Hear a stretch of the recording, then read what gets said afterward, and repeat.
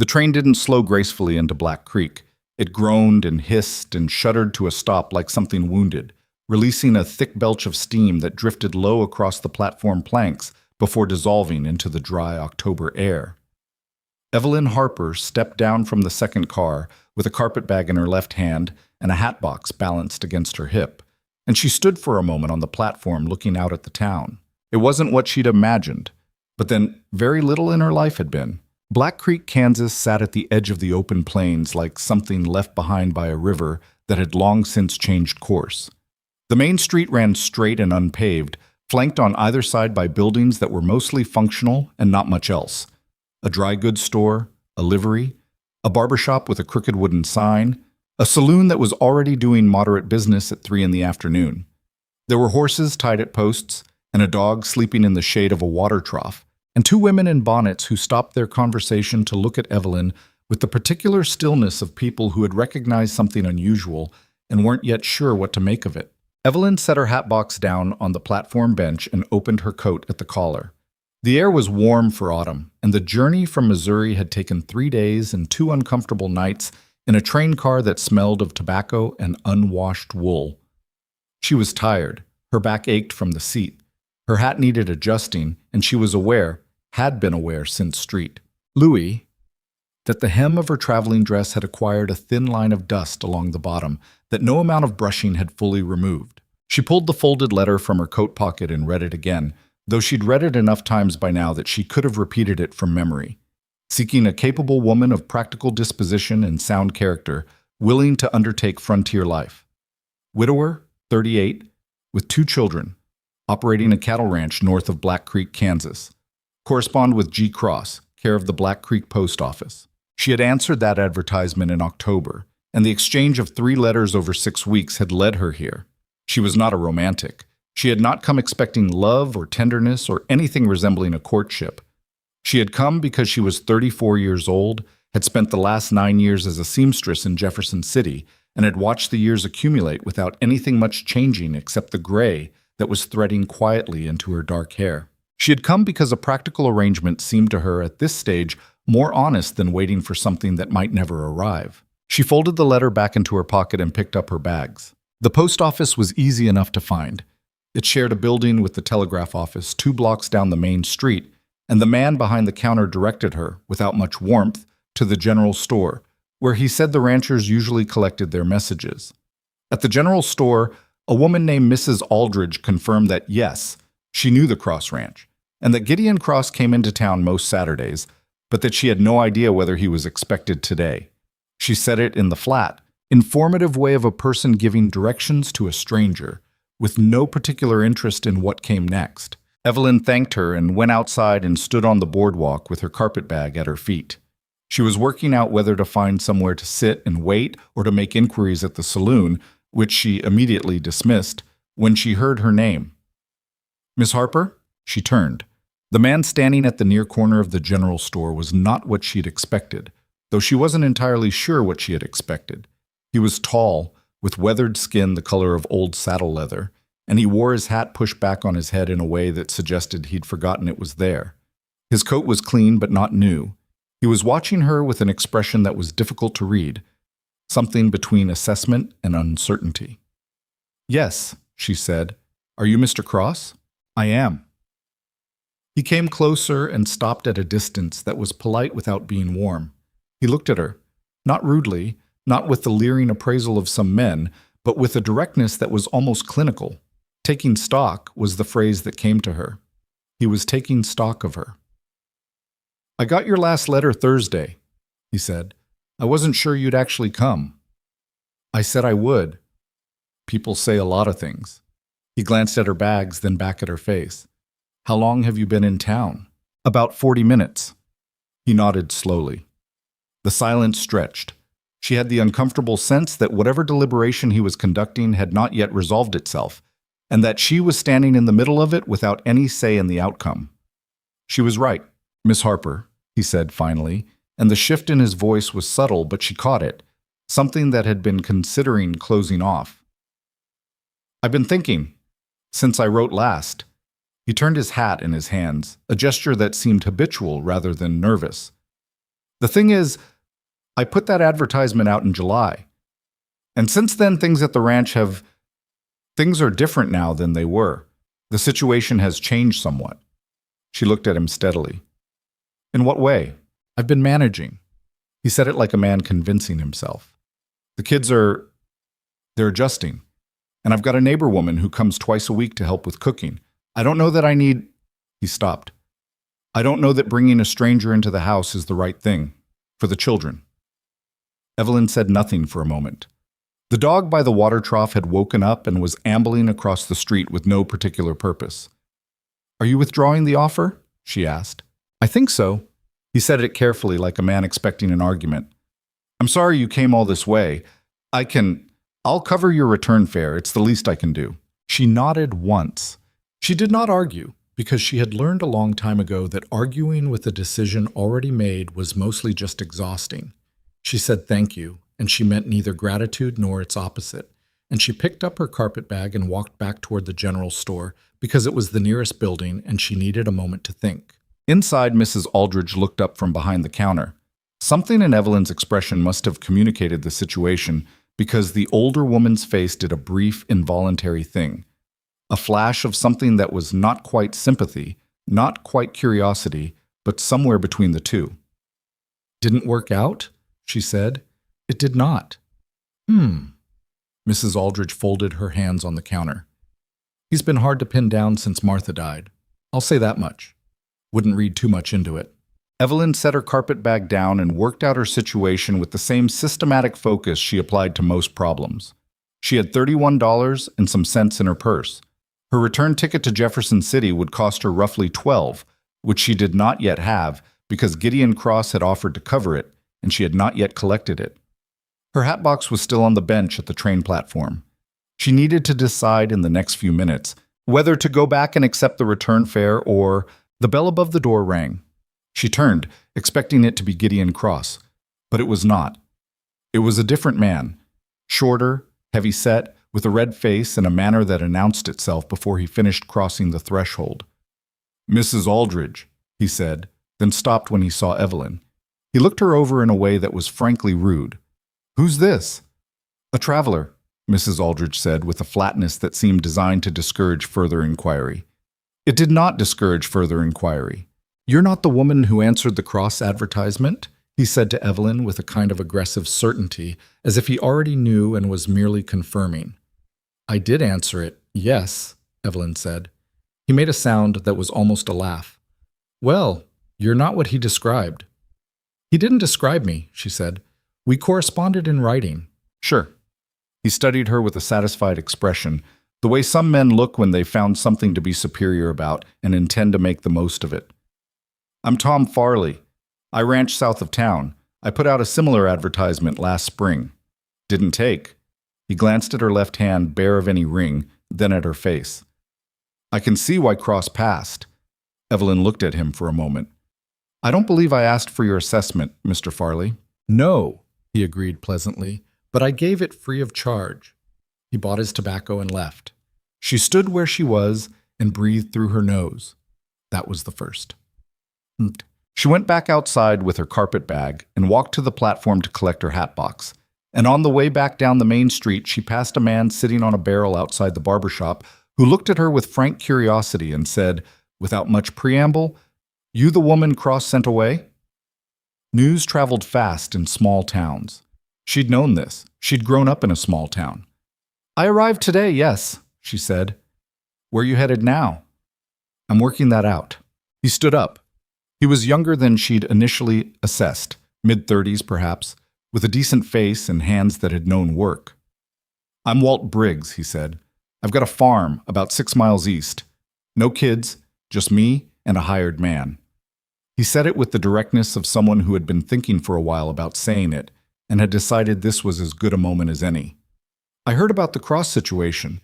I'd be willing to, if you're looking for a place, I mean. If you're in a bind.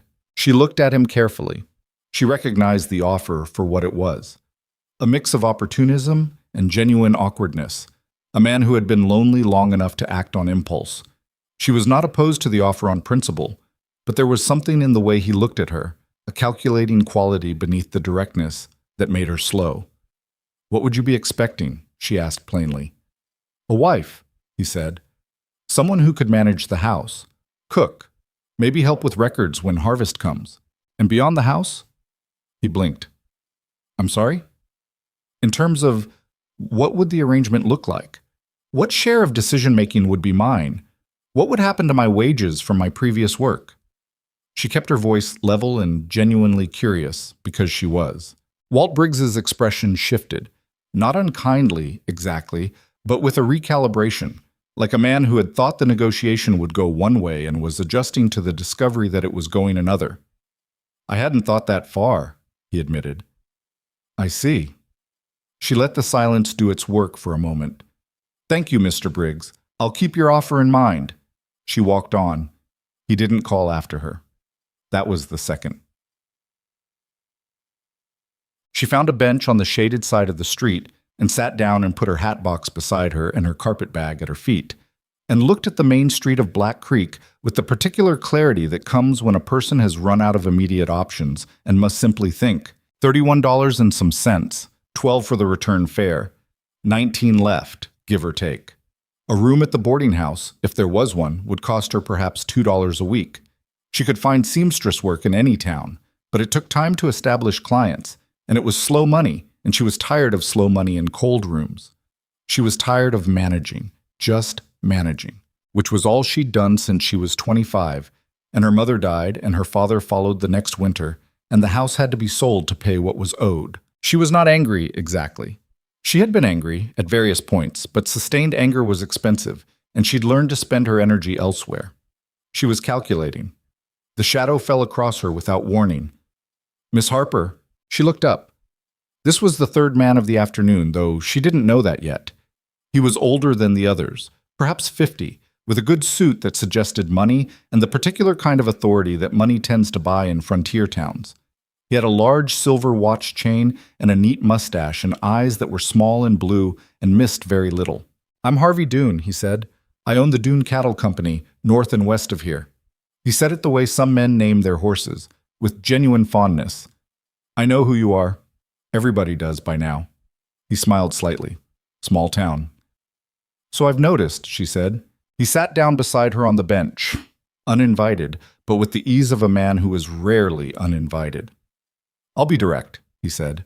"I've been looking for a housekeeper, someone capable who could manage the household properly. I've got a large house and no patience for disorder. I'd pay well, better than most." She waited. "But I need to know that whoever I hire can represent my household.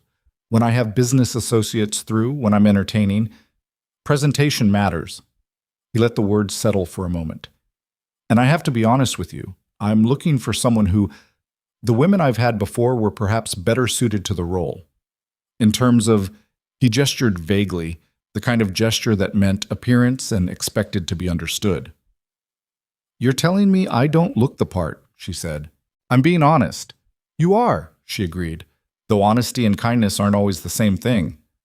He looked at her with a kind of approval that she immediately distrusted. The approval of a man who likes to see others take criticism well, because it confirms his right to give it. "Sharp," he said. "I like that. But for this particular position, I need someone who..." "Thank you, Mr. Doone," she said. "I appreciate the directness." He held her gaze for a moment, then stood, straightened his coat, and walked away with the solid, unhurried gait of a man who was accustomed to leaving rooms rather than being left in them. She watched him go. 3 men in one afternoon, she thought. That was almost impressive. The sun had moved a good deal further west, and the air was cooling with the sudden efficiency of the plains, when Evelyn became aware that she had an audience. It had assembled gradually, in the way that audiences do in small towns, not deliberately, but through the organic accumulation of people who had heard something interesting and found reasons to be nearby. There were a handful of men outside the saloon who had been watching the whole proceeding with the easy interest of men who had nothing better to do at 4 in the afternoon. There were 2 women across the street who were discussing something in low voices and looking at her periodically. There was a boy sitting on the fence beside the livery who had apparently been there the entire time, watching with the frank intensity of children who haven't yet learned to pretend otherwise. One of the men outside the saloon said something she didn't catch, and the others laughed. She knew what it was about. She wasn't young, and she wasn't beautiful in any conventional sense. She was thin in the wrong places, and her nose was too strong for her face. And she'd always had the kind of features that read as intelligent rather than pretty, which in her experience was far less useful in most social situations. She had understood for a long time, how she was perceived. She had made her peace with it in the methodical way she made her peace with most things, by deciding it was information, not a verdict, and information could be worked with. But sitting on this bench in Black Creek with the laughter drifting over from the saloon, 3 rejections still fresh in the afternoon air, she felt the weight of it more than usual. It pressed down on her with a specific gravity, the particular heaviness of being assessed and found wanting in public, in front of strangers, with nowhere to go. She did not cry. She was not the type, or rather, she had trained herself out of the type over years of practice. But she sat very still for a long moment with her hands in her lap and let herself feel it fully, because she'd also learned that pretending something didn't hurt just meant it came back later, at worse times, in worse ways. Then she picked up her carpet bag, set her hat box on top of it, and stood up. She didn't have a destination yet. That was fine. She'd figure one out. She walked down the main street of Black Creek with her 2 bags and her head level, not fast and not slow, the way she walked everywhere, like a woman who was going somewhere even when she wasn't sure where that was. She'd learned that particular walk from her mother, who had learned it from hers, and it had carried both of them through considerable difficulty without making them look like they needed rescuing. The boarding house, it turned out, was at the far end of the main street, and it was run by a woman named Hilda Crane, who was somewhere north of 60 and managed the establishment with brisk efficiency and no particular sentimentality. She had a room available at $2 a week, and she charged an extra 50 cents for meals, and she did not ask questions about Evelyn's situation. This was, Evelyn thought, the most generous thing anyone had offered her since she'd stepped off the train. She paid for 1 week in advance, which left her $27 and some cents, and she carried her bags up to a small room on the 2nd floor with a window that looked out at the plains to the north. The room had a narrow bed, a washstand, a small table with a chair, and a hook on the wall for her coat. There was a braided rug on the floor that had once been several colors and had arrived through long use at a general brownish gray. She sat on the edge of the bed and looked at the window. North of town, somewhere out on those plains, there was a ranch called Cross Ridge, with a man who'd decided he didn't need her and 2 children who didn't know she existed. There were also debts on that ranch, she suspected. Men who advertised for wives and then withdrew the offer at the last moment were usually carrying some burden that had made them cautious, and caution of that particular flavor usually had a financial root. She'd learned to read between the lines of correspondence over the years, and Gideon Cross's letters, while not desperate, had been the letters of a man who was tightly stretched. That wasn't her problem. He'd made that clear. She pulled off her boots and set them beside the door and lay down on the narrow bed with her coat still on, and looked at the ceiling and ran through her options with the methodical attention she'd trained herself to apply to problems. She could take the return fare tomorrow and go back to Jefferson City, which was safe and certain and exactly what her life had already been for 9 years. She could try to establish herself as a seamstress in Black Creek, which would take months to build into anything viable and would mean watching her $27 disappear in the meantime. She could look for work as a housekeeper, so not with Dune, but with someone, which would at least be immediate income. Or she could wait and see whether the situation resolved itself in some way she couldn't currently anticipate. She had, over the course of her life, learned that sometimes situations resolved themselves and sometimes they didn't, and that the trick was in knowing which kind you were dealing with. She wasn't sure yet what kind this was. She fell asleep in her coat before she finished deciding. The next morning, she came downstairs at 7 to find Hilda Crane in the kitchen making oatmeal with the focused dedication of someone performing a duty rather than a pleasure, and 3 other boarders at the table, 2 male itinerant workers who acknowledged her with nods, and a thin woman of perhaps 40 who introduced herself as Marjorie and who seemed to be making the boarding house a semi-permanent situation. Evelyn ate her oatmeal and drank her coffee and listened to the table conversation, which was mostly about the weather and the price of cattle and something that had happened at the Farley Ranch 2 months ago that Marjorie seemed to know a great deal about. She said very little herself because she was still assessing. After breakfast, she walked back to the main street and stopped first at the general store. Mrs. Aldridge looked up from her ledger. She had the kind of face that defaulted to neutral, but wasn't actually unfriendly. Evelyn had met women like this and generally found them more reliable than the women who were warm immediately. "Need something?" Mrs. Aldridge said. "I need to find work," Evelyn said. "Seamstress work, primarily. Do you know if there's any demand in town?" Mrs. Aldridge considered. "There's a woman named Patterson who does most of the mending and alterations. She's got more than she can manage, honestly. Her eyesight's going." She looked at Evelyn with a directness that was, in its way, respectful. "You could talk to her." "Thank you. Where would I find her?" "Behind the church, pale blue house with the geraniums."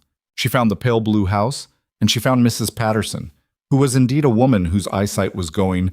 She held Evelyn's letter of reference at arm's length and squinted at it with determined effort. She was 60 or so, small and sharp-featured, with the quick hands of someone who had been sewing all their life. "Can you do fine work?" Mrs. Patterson asked. "Yes."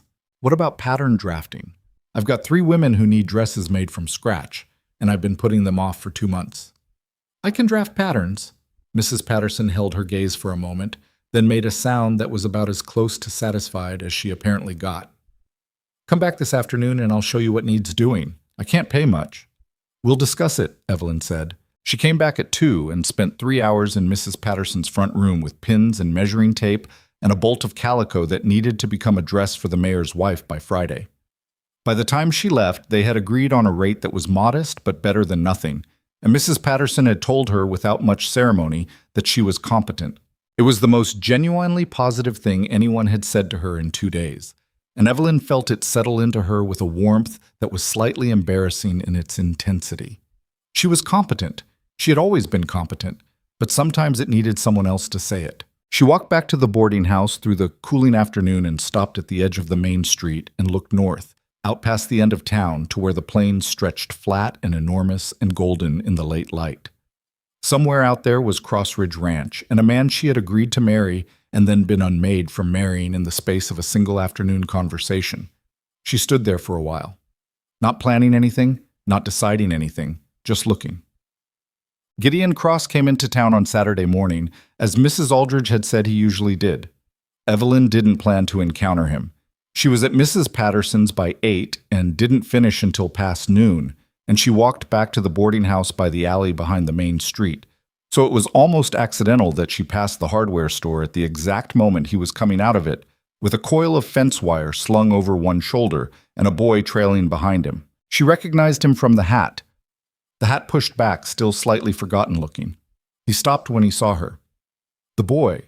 She guessed he was about 9, with Gideon's same dark eyes and his mother's width across the cheekbones, if she was reading the family resemblance correctly, looked between them with the alert, watchful expression of a child who has learned that adult encounters often contain information. "Miss Harper," Gideon said. His voice was neutral in a way that could have been anything. "Mr. Cross," she said. She made to keep walking. She didn't have anything to say to him. Nothing useful, anyway. And standing in the middle of the street having an awkward exchange was not on her list of things to do with a Saturday afternoon. "You're still in town," he said. "I am." "I thought you'd have taken the train back by now." "I'm working," she said. "Seamstress work with Mrs. Patterson." Something shifted in his expression. She couldn't quite identify it. "Good," he said, and the word came out with a roughness that suggested he meant it more than he'd intended to show. "This is Caleb," he added, gesturing at the boy. The boy looked at her with eyes that were older than his face. "You're the woman from the advertisement," he said. "I am," she said. "How do you do?" "Fine," he said. Then, "Papa said he changed his mind." "He did," she agreed. "Why?" "Caleb." Gideon's voice was a warning, but the boy kept looking at her with those direct, assessing eyes. "Were you sad?" She considered the question. She liked that he'd asked it, that he was the kind of child who asked what other children thought to avoid. "A little," she said. "Mostly I was practical about it." "What does that mean?" "It means I found other things to do." He thought about this. "Okay," he said, with the simple acceptance of a child who has received a satisfactory answer. Gideon was watching her with an expression that had developed something in it she hadn't seen before, a specific kind of difficulty. The look of a man struggling with something that hasn't resolved yet. He started. You don't owe me an explanation, she said. She said it without sharpness because she meant it. You made a decision. I adapted. That's the end of it. She nodded to him and then to the boy and walked on. She made it 3/4 of the way down the block before she heard his voice behind her. Miss Harper. She turned. He was still standing in front of the hardware store with the fence wire over his shoulder and the boy beside him. And he looked, for the first time since she'd met him, genuinely uncertain. Not in the calculating, withdrawing way of their first conversation, but in the way of a man who has been running a calculation in his head for several days and has arrived at an answer he hadn't expected. Could I buy you a cup of coffee? He said. At the diner, the three of us. She looked at him for a moment. Then she looked at the boy who was watching her with steady curiosity. I suppose so, she said. The diner was run by a woman named Lou, who kept 3 tables and a counter, and an attitude of cheerful impatience that seemed to speed the service considerably. She brought coffee for the adults and milk for the boy without being asked, which suggested she knew them, and she glanced at Evelyn once with the frank interest of someone who has heard a piece of the story and wants to see how it continues. Gideon wrapped his hands around his coffee cup and didn't drink it immediately. Caleb drank his milk with systematic concentration. I was hasty, Gideon said. You don't have to. I know I don't have to. I'm choosing to. He looked up. I've been running Cross Ridge alone for 2 years, since my wife died, and I've been telling myself it's manageable. And it is. We're managing. He said the word with a weight that suggested managing was the least satisfying thing in the world. But Clara, my daughter, she's been sick off and on all summer, and the fence on the north pasture needs a week of work. And I've got a mortgage payment coming in January that I don't have covered. He stopped himself. I'm telling you more than I meant to. It's all right, she said. I'm not going to use it against you. He looked at her as if he was deciding whether that was true, and then seemed to decide that it was, though not because she'd said it. I reacted badly on Thursday, he said. You came all this way, and I told you I'd changed my mind without giving you more than 5 minutes to... He made a short, frustrated motion with one hand. I didn't behave well. No, she agreed. You didn't. He blinked. She thought perhaps he'd expected something more forgiving. But I understand it, she said. I'm a stranger. You're responsible for 2 children. Being cautious about strangers when you're responsible for children it's not wrong. It's just how it went. He looked at her for a long moment. You're very direct, he said. I found it saves time. Caleb had finished his milk and was now listening openly without any pretense of doing otherwise. He had, Evelyn thought, his father's quality of directness, but without whatever guarding mechanism Gideon had developed over the years to keep it in check. My daughter's name is Clara, Caleb said. She's 7. She's got a temper. That seems like useful information, Evelyn said. She didn't want you to come, he added. She said she didn't need a new mother. Caleb, Gideon said. She said I should say that to you, Caleb said, with the absolute confidence of a child faithfully executing a commission. She said she wanted you to know before you came so you didn't feel surprised later. Evelyn set her coffee down. That's actually considerate of her, she said. Caleb nodded. I told her that. Gideon had the look of a man sitting in a conversation that had taken a direction he hadn't anticipated. He rubbed one hand over his jaw, and the gesture made her notice that he was tired in a deep, structural way, not from a few poor nights, but from something more sustained. Years, probably. Would you be willing to come out to the ranch? He said. Not to decide anything, just to see it. To see what you'd be coming into. Clara needs to meet you. I think she should meet you before any decision gets made. I thought the decision was already made, she said. I'm reconsidering. I see. She drank her coffee. It was good coffee, which she appreciated. And if I come out and look at the ranch and meet Clara and decide it's not what I'm looking for, then I cover your return fare and we part without any hard feelings. And if I decide it might be workable? He met her eyes. Then we talk about what a workable arrangement looks like. She turned her cup in her hands. Outside the diner window, the main street of Black Creek went about its Saturday business. A wagon passing, two men talking outside the land office, a woman shaking a rug from an upstairs window. She had spent 34 years building a life in small increments and then watching it not add up to much. And she was tired of increments, and she was tired of safe, and she was, underneath the calculation and the practicality, simply tired of being alone in rooms. "All right," she said. "I'll come out."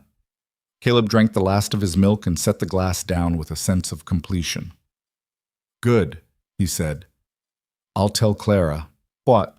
She went out to Cross Ridge the following Thursday in Gideon's wagon, with her carpet bag and her hat box and the unfinished dress for the mayor's wife that she was taking with her because Mrs. Patterson needed it by Friday, and she worked on it during the drive, her needle moving through the calico while the planes rolled past on either side of the road, and Gideon sat at the reins beside her without speaking much. He spoke when there was something to say, which she appreciated.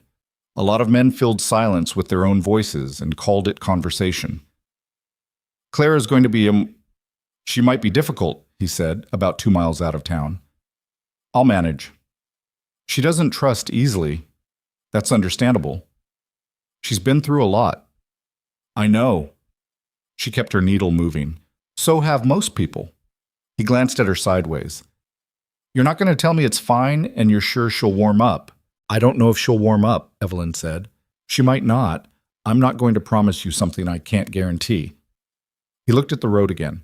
After a moment, he said, "Martha used to say that pretending things were fine when they weren't was just postponing the problem." "She sounds like she was sensible." She was. The silence settled back between them, easier now, and they drove the remaining 3 miles to Cross Ridge with the plains stretched out in every direction and the sky above them the particular blue of late October in Kansas that had a depth to it, an almost mineral clarity that Evelyn had not seen anywhere else. The ranch appeared over a low rise, but not suddenly, but gradually, the way things revealed themselves on the plains. A main house in weathered timber, 2 stories with a broad porch. A barn in better repair than the house. Corrals, empty now in the late morning. A stand of cottonwoods along what must be a creek bed, their leaves going gold. Fences in various states, some tight and new, others showing the loose sag of deferred maintenance.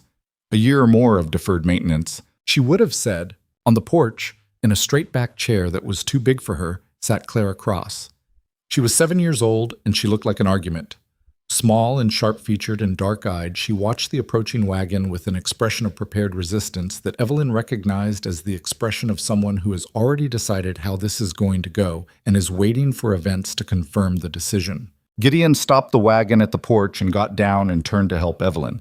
But she had already climbed down on her own side and was standing with her carpet bag, looking at the ranch the way she'd looked at the main street of Black Creek 3 days ago, with the steady assessment of someone who is taking in information. "Evelyn Harper," she said to Clara, who had not moved from the chair.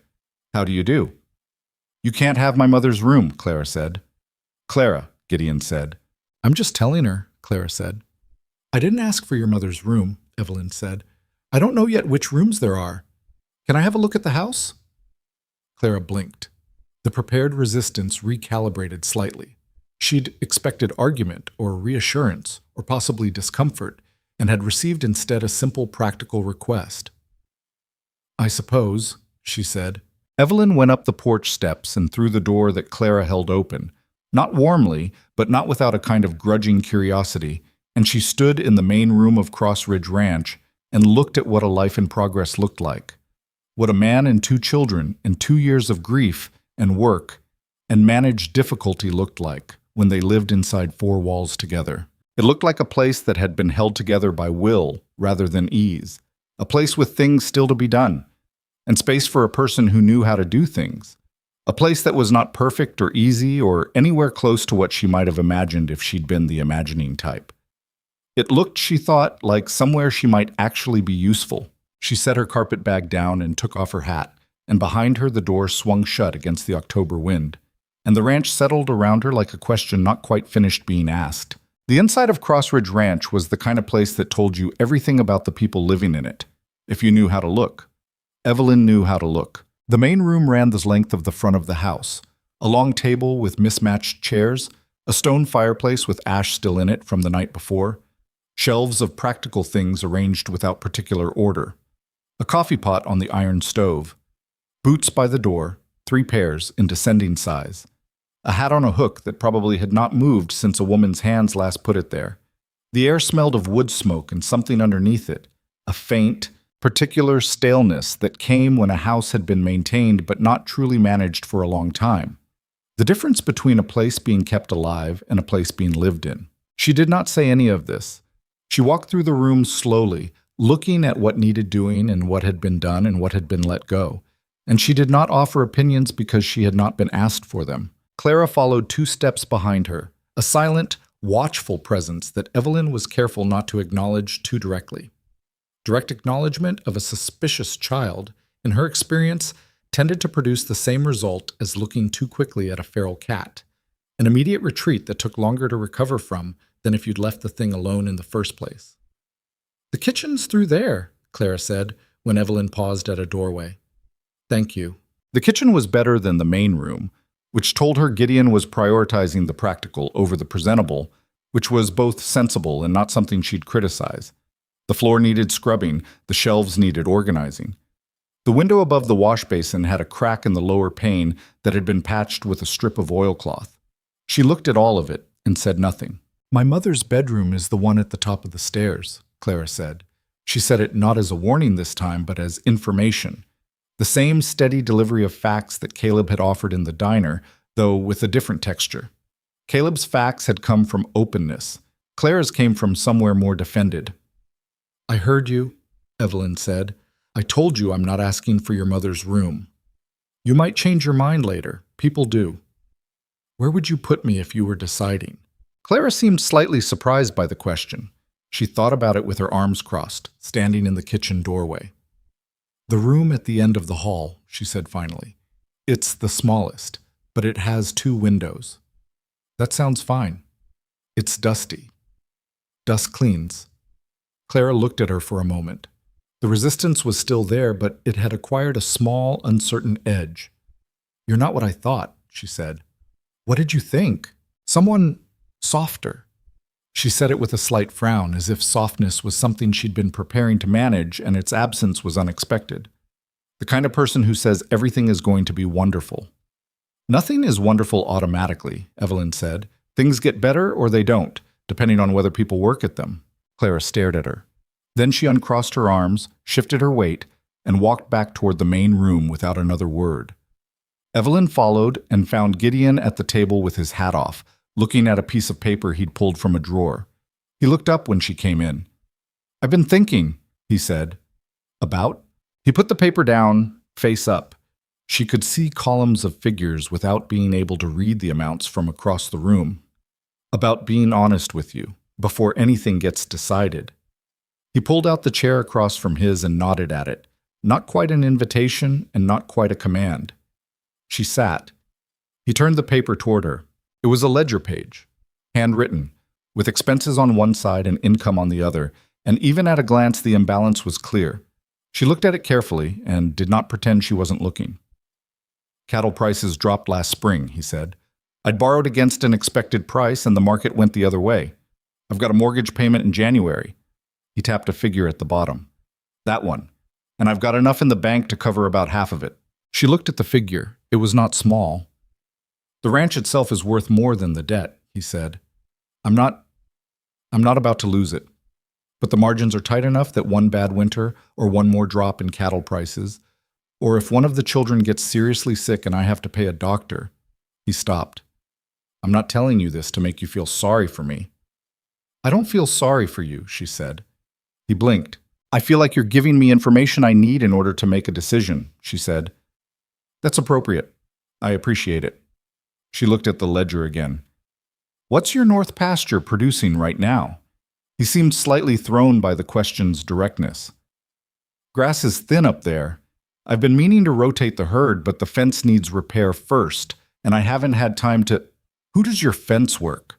"I do. When I can. I've got one hired man, Tom Beale. He's good, but he's one person." She was quiet for a moment, turning things over. "What did your wife do?" "For the ranch." He was quiet for a moment too, but not in an evasive way, in the way of a man choosing accuracy over convenience. She kept the accounts, he said. Better than I do, and she managed the household so that I could focus on the cattle. And she was the person the neighbors talked to. If we needed something from someone, or if there was a problem with a contract, she handled the conversation. A pause. I haven't replaced any of that. I can see that, she said, not unkindly. From the doorway to the back of the house, Clara appeared with 2 cups of coffee that she set on the table with more care than was strictly necessary, clearly having listened to all of the preceding conversation. She sat down at the end of the table without being invited and put her chin in her hand. You're talking about money, she said. Clara, Gideon said. I know about the January payment, Clara said. I heard you and Mr. Beale talking about it in October. She said it without apology, the way a child states a fact she's been carrying for a while and is relieved to put down somewhere. She looked at Evelyn. If you married Papa, would you help fix it? I can keep accounts, Evelyn said, and I can look at where money is going and where it might be saved or made better. I can't make money appear that isn't there. But you could help, probably. Clara nodded once, slowly, like a person entering a figure into their own internal ledger. Then she picked up her coffee cup. It was actual coffee, which struck Evelyn as a strange thing to give a 7-year-old, but she kept the observation to herself and drank from it with a composure that was frankly a little unnerving. Gideon was watching Evelyn with an expression that was still difficult to fully read. I want to be clear about what I'm offering, he said. I'm not going to pretend it's something it isn't. It's a practical arrangement. I need someone who can run the household and help with the accounts and be here for the children when I'm working, and you need a stable situation. He paused. That's what it is. I understand, she said. In time, if the arrangement works. He stopped, seeming to decide the future was too uncertain to make promises about. I don't know what it might become. I'm not going to tell you. That's honest. Martha would have wanted the children to have... He stopped again. This one was different. Something in his face shifted with the particular involuntary quality of an emotion that arrived uninvited. He looked down at the ledger and back up. I'm not replacing her, he said, and it came out rougher than he'd intended. I want you to know I understand that. Whatever this is, it's not that. The kitchen was very quiet for a moment. Outside, a horse shifted in the corral and a crow went over, making its flat, authoritative sound. Good, Evelyn said, because I'm not trying to replace her. I don't know anything about her except that she seems to have been capable and that her children have her eyes. I'm not interested in being anyone but myself. Gideon looked at her. Something in him seemed to settle. Not relax exactly, but stop bracing. All right, he said. Do you want to see the rest of the place? Tom Beale was in the barn when they came through, mending tack with the patient efficiency of a man who has done the same job many times and has found his rhythm with it. He was perhaps 55, with a face so weathered it had gone beyond age into something geological, and hands that were disproportionately large and capable-looking. He looked up when they came in and touched the brim of his hat at Evelyn without getting up. Miss Harper, Gideon said. Tom Beale. He knows this ranch better than I do. That's probably true, Tom said, without either pride or particular humility. You the woman from the advertisement? I am, she said. He looked at her the way he'd probably looked at many things over the years. Horses, fence lines, weather, with a flat, honest assessment that was neither welcoming nor unwelcoming. Can you cook? He said. Yes. Properly? Not just boiling things? Properly, she said. Good. Gideon can boil things. That's about the range of it. He went back to his mending. North fence is going to need attention before the first hard freeze, he said to Gideon without looking up. I said it in September. I know you said it in September. I'm saying it again in case it got lost. It didn't get lost. I just need another pair of hands, Tom said. I know. He glanced briefly at Evelyn. You any use with a fence? I've never repaired one, she said. But I can learn. Tom made a sound that was non-committal but not dismissive and went back to his stitching. She spent the rest of the afternoon walking the ranch with Gideon, the north pasture that needed rotation, the creek that ran along the eastern boundary and was lower than it should be this time of year, the outbuildings that were in various states of need. He talked about the land the way people talk about something they love, without quite being able to say so directly. Through specifics, through problems, through the gaps between what it was and what it could be. She listened, asked questions, and said less than she thought. By the time they drove back toward the ranch house in the early dark, Caleb had appeared from somewhere and was walking alongside the wagon, eating a biscuit with calm efficiency. Clara was on the porch with a lamp. "She put the lamp on," Caleb said. "I can see that," Gideon said. "She does it when it gets dark. She's been doing it since—" He stopped. "For a while." Evelyn understood without being told. Since Martha. Since the darkness became something that needed marking. They ate supper at the long table, salt pork and potatoes, that Gideon cooked with the competent but joyless technique of a man who prepares food as fuel rather than pleasure. The biscuits were Caleb's, but he'd made them himself, he explained, from a recipe he'd memorized because his mother had made them every Thursday, and he thought someone should continue. They were slightly lopsided and a little too dense, but they were not bad, and Evelyn told him so honestly, which made him look down at his plate with the particular satisfaction of a child receiving accurate feedback rather than performance. Clara ate and said little, but she was watching Evelyn with the covert assessment of someone who is gathering data and hasn't yet decided what to do with it. After supper, Gideon asked her directly, "Will you stay?" They were alone at the table. Tom had gone to the bunkhouse, the children had gone upstairs, and the lamp was burning low between them. She looked at him. He looked tired in the same sustained, structural way she'd noticed in town, but there was something else in it now that she hadn't seen before, something that might have been hope, though in him it wore a very cautious expression. "I'll try it," she said. "For 3 months. If it's working for both of us by then, we talk about making it formal." "That's fair. I want access to the full accounts, all of them. I can't help if I'm working from partial information." "Done. And I'll need to go back to town twice a week for Mrs. Patterson. I gave her my word." He nodded. "Tom can take you." "I can take myself," she said. "If you'll trust me with a horse." Something in the corner of his mouth shifted slightly. Not quite a smile, but adjacent to one. "The gray mare. Her name's Bess. She's steady." Good. She spent that night in the dusty room at the end of the hall that Clara had designated, on a narrow bed with a patchwork quilt that smelled of cedar and age, and she lay in the dark and listened to the sounds of the ranch, the horse shifting in the corral, the wind coming off the plains and working at the corner of the roof, the distant settling sounds of a large old house. It was not the boarding house. It was not Jefferson City. It was not anything she had planned. She slept better than she had in weeks.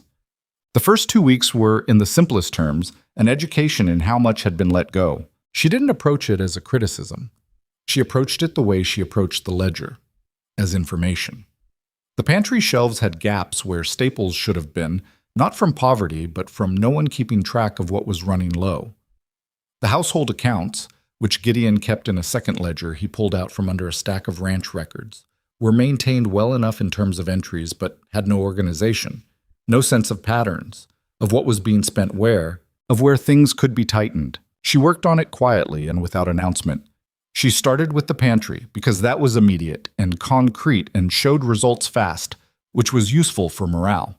She made a list of what was needed and gave it to Gideon without comment, and he took it to town without comment. And when he came back with everything on it, plus some things she hadn't asked for but had apparently thought of himself, she revised slightly upward her assessment of his practical intelligence. The account she worked on in the evenings, at the kitchen table after supper, with a lamp and her reading glasses, and a cup of tea that she'd brought from her carpet bag, because she'd learned long ago that her own tea in someone else's house was one of the small anchors that kept a person sane. Clara watched her do this from across the table, ostensibly working on her letters, actually reading over the tops of her paper every few minutes with unconcealed attention. "What are you doing?" Clara asked one evening. "Trying to figure out where your father's money is going every month." "Why?" "Because if I know where it's going, I can see if it's going somewhere it shouldn't." "Is it?" "Probably some of it," Evelyn said. "Most households have at least 1 or 2 things they're paying more for than they need to. The trick is finding them." Clara came around the table and stood beside her and looked at the ledger. She was close enough that Evelyn could smell the wood smoke in her hair. "That column," Clara said, pointing. "What's that one?" "Feed costs, for the cattle." It's big. It is. I need to understand whether it's big because the herd is large, or because the feed is priced wrong, or because there's a better option. She wrote a note in the margin. Do you know where your father buys the feed? Harmon's, Clara said. In town. He's always used Harmon's. Does he compare prices with anyone else? Clara frowned. I don't think so. That might be a place to look then. Clara was quiet for a moment. Then, my mother used to do the accounts. I know. She was fast at it. She could add columns in her head. That's a real skill, Evelyn said. Can you do it? Not as fast. I use paper. She showed Clara the margin notes. I write everything down in steps. It's slower, but I make fewer errors. Clara looked at the notes for a moment, then went back to her side of the table and resumed her letters. But after that evening, she tended to sit closer when Evelyn worked on the accounts, and she stopped pretending she wasn't watching. Caleb was easier in most respects, though easier didn't mean simple.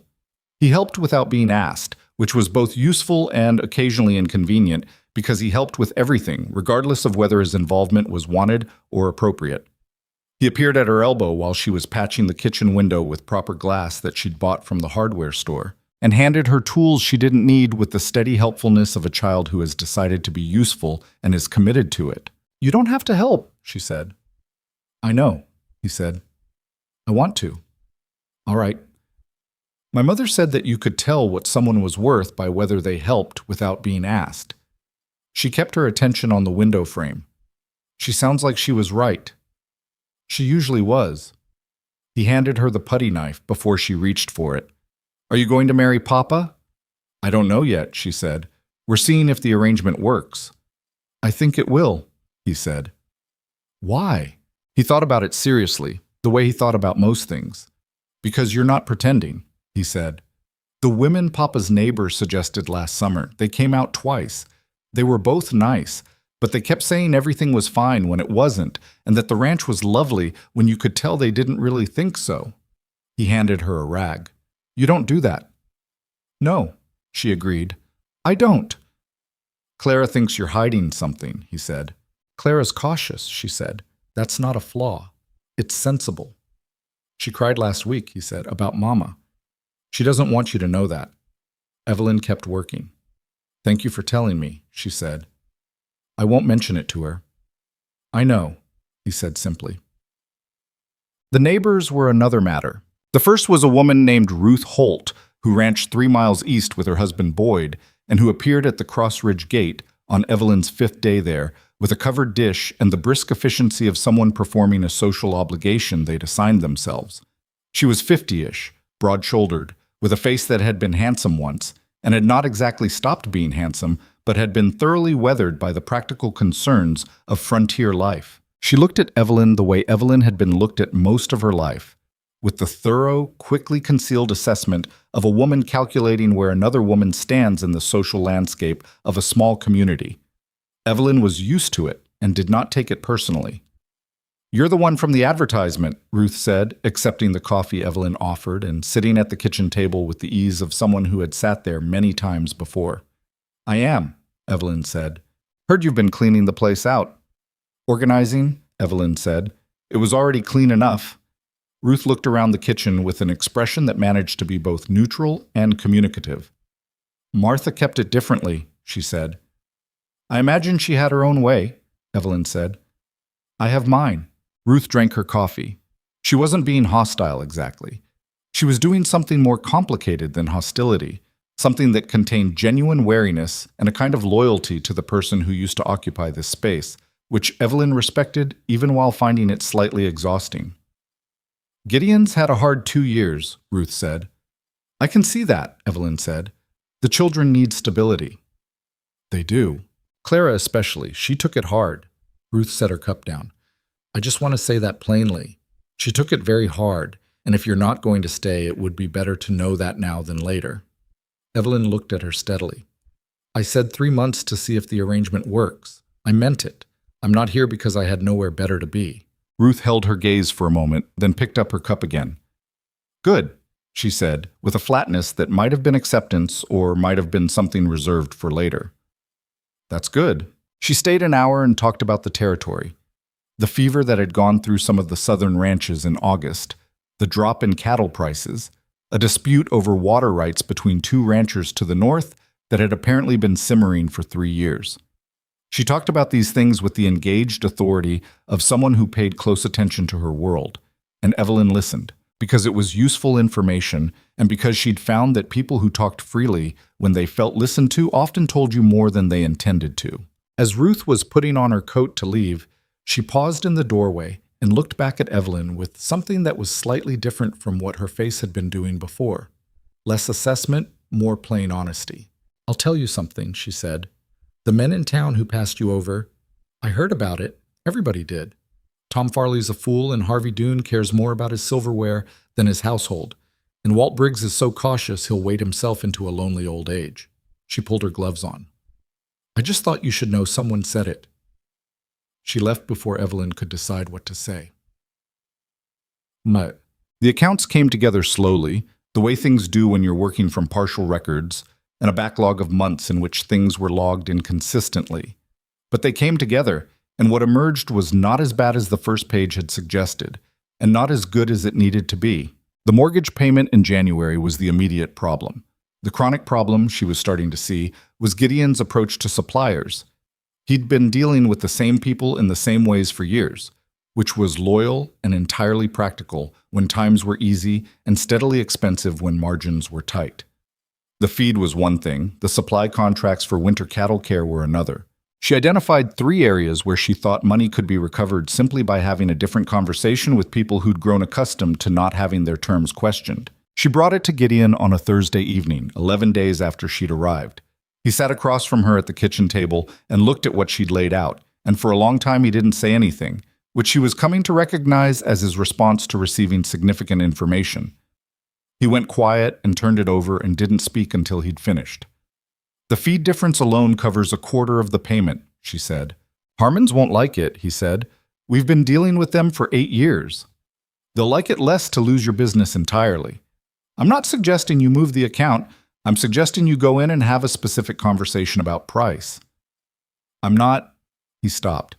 "I've never been good at that kind of negotiation." "I know," she said. "I can have it." He looked up from the ledger pages. "You'd go in and talk to Harmon directly?"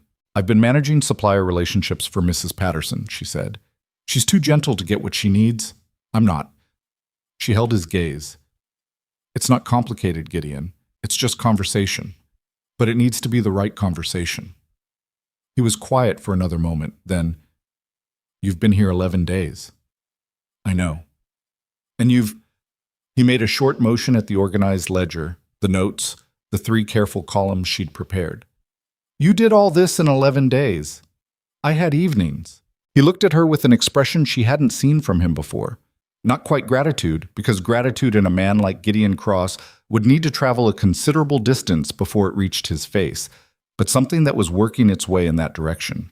Something that had stopped holding its breath. "You're not what I expected," he said. "So people keep telling me," she said.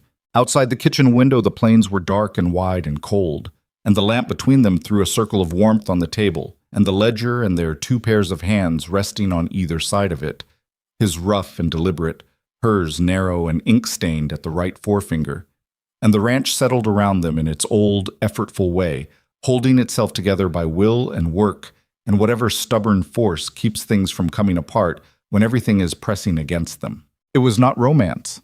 It was not ease. It was 2 practical people at a kitchen table in October, looking at numbers and problems and the shape of a possible future, and finding in that narrow overlap of need and capability something that might, with enough work and enough time, grow into something that mattered. Clara appeared in the doorway in her nightgown, squinting against the lamplight. "It's late," she said. "It is," Evelyn agreed. "Are you going to stay?" Clara said. Not the loaded, defensive version of the question she'd asked in the first days. A plainer version, quieter. Evelyn looked at her. At this sharp-featured, cautious, grieving, stubborn child who left lamps on in the dark and offered her mother's room as a boundary and made coffee for herself because someone had to maintain the rituals. "Yes," she said. "I think I am." Clara looked at her for a moment longer, then turned and went back up the stairs without another word. Gideon watched his daughter go, then looked back at the ledger. He cleared his throat. "I'll go to Harmon's Monday," he said. "I'll come with you," Evelyn said. He didn't argue. The conversation with Harmon went the way Evelyn had predicted it would. She had ridden into Black Creek with Gideon on Monday morning, sitting beside him on the wagon seat with the ledger in her lap and the specific numbers she'd prepared the night before organized in her head. And when they walked into the feed store together, Harmon looked up from his counter with the mild surprise of a man who was accustomed to seeing Gideon Cross come through his door alone. His name was Dale Harmon, mid-50s, pear-shaped, with a mustache that he maintained with more care than most things in his establishment. He had the particular ease of a man who had held a comfortable position for long enough that he'd stopped noticing how comfortable it was. "Gideon," he said. Then, with a slightly different inflection, "Ma'am." "Mr. Harmon," Evelyn said, "I've been reviewing Mr. Cross's accounts." Harmon looked at Gideon, who had the wisdom to say nothing and let her work. "His feed costs have increased 14% in the last 18 months, she said. "I've been looking at comparable prices from 2 other suppliers in the region, and there's a meaningful gap between what Mr. Cross has been paying here and what's available elsewhere." She set the ledger on the counter, opened to the page she'd prepared, and slid it toward him. "I'm not suggesting you've been unfair. I'm saying that 8 years of consistent business should be worth a conversation about price." Harmon looked at the ledger with the expression of a man who had not expected to be having this conversation today and was working out his position. "Feed prices went up across the board," he said. "That's not particular to anyone's account." "Some of them did," she agreed. "Not all of them, and not by this margin." She pointed to a specific line. "This item in particular. Alfalfa mix. You raised it twice in 14 months. The supplier rate I've found from a mill in Abilene is 30 cents lower per hundredweight." Harmon looked at the figure. His mustache moved slightly. "The Abilene mill," he said. "Their quality isn't consistent." "I've heard that from one person," she said. "I've also heard the opposite from 3 others. But that's not the conversation we're having. The conversation is whether you'd like to keep Cross Ridge's account or whether we should go and have a word with the Abilene mill and find out about their consistency firsthand." There was a silence. Gideon was looking at a display of harness fittings on the wall with the studied attention of a man finding somewhere else to be without actually moving. Harmon tapped the ledger with one finger. "I can come down 8 cents on the alfalfa mix," he said. 15, she said. "And I'd like to talk about the winter supplement pricing before we leave." Harmon looked at her with the expression of a man who has lost a negotiation so gradually that he hasn't quite identified the moment it happened. 12, he said. 13.5, and we don't revisit it for a full year. A pause, then, with a short exhale that acknowledged the resolution. Fine. On the wagon back to the ranch, Gideon was quiet for a long stretch of road. The plains on either side of them were winter gray and flat, and the sky had the low-pressed quality of weather that hadn't decided yet what it wanted to do. 13.5 cents, he said finally. Over your typical volume, that's about $80 over the year, she said. Not enough to solve January on its own, but it's a start. He was quiet again, then, "Where did you learn to do that?" 9 years of negotiating fabric prices for a seamstress shop in Jefferson City, she said. Suppliers test you every season. If you don't push back, they keep going. He nodded slowly. I should have been pushing back. You were doing other things, she said. Not as an excuse, just as a fact. Martha handled that side, he said. I know. She was better at it than you might think, looking at her. She was quiet, but she didn't move. He said it with the particular quality of someone describing a thing they admired without the distance to call it admiration yet. Harmon actually liked her. He'd have given her the 13.5 without the Abilene argument. Evelyn looked at the road ahead. I'm not Martha, she said. No, he said. You're not. He said it plainly, without loss in it, just as a statement of fact. Different approach, same result. He turned the wagon up the road toward Cross Ridge, and the house appeared over the rise, with smoke coming from the kitchen chimney, which meant Clara had started the morning fire, and the world had not actually stopped while they were in town. She had been at Cross Ridge for just over 5 weeks when the cold came down properly. It arrived the way bad weather does on the plains. Not dramatically, but thoroughly, settling in overnight with the committed efficiency of something that had been planning this for a while. The temperature dropped 20 degrees between dusk and midnight, And by morning, the creek along the eastern fence had a skim of ice on its shallows, and the water trough in the corral had to be broken open with the back of an axe. Evelyn had grown up with Missouri winters, which were nothing to be soft about, but Kansas Plains cold had a different quality. It came without barriers, without hills or tree lines to break it, moving across the flat land with nothing to slow it down but distance. It found every gap in the house, every place where the chinking between logs had loosened, every window that fit its frame less than perfectly. She and Caleb spent a morning going around the house with rags and putty, stopping drafts. Clara watched from the kitchen doorway with her arms crossed, and then, without saying anything, got a rag and started on the window beside her. "Other side," Evelyn said. "Inside face first, then outside." Clara switched to the inside without comment. The three of them worked their way through the ground floor and part of the upstairs while Gideon and Tom Beale were out mending the north fence before the ground froze too hard to work it. By noon, the house held its heat noticeably better, and Caleb pointed this out to anyone who would listen with the satisfaction of a person who has improved a measurable thing. "It's warmer," he said at the lunch table, to nobody in particular. "It is," Evelyn agreed. "I helped," Clara said, directed at the table rather than at Evelyn. "You did," Evelyn said. "The bedroom windows were done well." Clara picked up her biscuit. She didn't say anything else, but something in the set of her shoulders was slightly different from how it had been in the morning. It was not a thaw, exactly, but it was something. The fever started on a Wednesday. Claire had been quieter than usual at breakfast. Not her habitual watchful quiet, but something flatter, with less edge to it. She ate half her oatmeal and left the rest, which was unusual enough that Caleb looked at her plate, and then at his own, and then at Evelyn with a questioning expression. Evelyn looked at Clara with the specific attention of someone cataloging symptoms without saying so. "Eat the rest," Gideon said. "I'm not hungry," Clara said. "You need to eat." "I said I'm not hungry, Papa." Her voice was thinner than normal, not petulant, thin in the way voices get when the body is spending its energy on other things. Evelyn got up and went around the table and put the back of her hand against Clara's forehead without preamble. Clara startled and pulled back. "Don't," Clara said. "You have a temperature," Evelyn said. "I'm fine." "You're not fine. You're running a fever." She looked at Gideon across the table. "She needs to be in bed." Clara's expression went through several things in quick succession: protest, discomfort, and finally a kind of exhausted capitulation that was the most worrying of the three. "I don't want to miss school," she said. "School will be there Thursday," Evelyn said. Gideon had already pushed back his chair. He came around to Clara's side and looked at her with the focused alarm of a parent who has learned, through specific experience, to take childhood illness seriously. "Come on," he said. "Up." Clara let herself be led upstairs without further argument, which said more than anything else could have. By afternoon, the fever was higher. Evelyn had gotten her settled in bed with the extra quilt from the cedar chest and a damp cloth for her forehead that needed changing every 20 minutes. She'd made a willow bark tea. She'd learned it from her mother, who'd learned it from hers, a long chain of practical women passing down useful knowledge.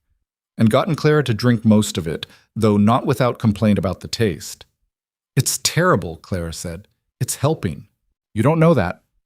"I know it well enough," Evelyn said. She wrung the cloth out in the basin and laid it back across Clara's forehead. "Stop arguing and let it work." Clara was quiet for a moment. Her face in the gray afternoon light looked younger than it did when she was healthy. The hard edges of her expression softened by the fever into something closer to what she might have looked like at 4 or 5, before she'd learned to hold herself so carefully. "I hate being sick," she said. "Most people do. When Mama was sick, she always said it was a nuisance." Clara's eyes were slightly glassy, which Evelyn noted without showing it. She said it was the body's way of complaining. "That's a reasonable way to think about it," Evelyn said. "She died of a fever," Clara said. "Did you know that?" Evelyn stopped moving for just a moment. Then she continued wringing the cloth. "Yes," she said. "Your father mentioned it." "A different kind," Clara said. "Papa said it was much worse and it went very fast, and this isn't the same thing." She said it in the particular tone of someone repeating reassurance they weren't entirely sure they believed. "He's right that it isn't the same thing," Evelyn said. This is a winter fever. It's common in cold weather. She kept her voice even and certain, not because she was without concern, but because certainty from an adult was what a sick child needed.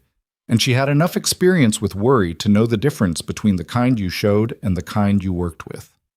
Are you sure? Clara said. I'm watching you carefully, Evelyn said. That's what I can promise you. Clara looked at her. The glassy eyes were doing something complicated. Okay, she said finally. She fell into a restless sleep by late afternoon. Evelyn sat in the chair beside the bed and watched her breathe and changed the cloth and listened. Gideon came upstairs at 5. He stood in the doorway and looked at Clara asleep, and then at Evelyn in the chair. And the look on his face was the particular look of a man whose fear is specific and well-founded, a man who has already been through the worst version of this and knows exactly what it looks like when things begin to go wrong.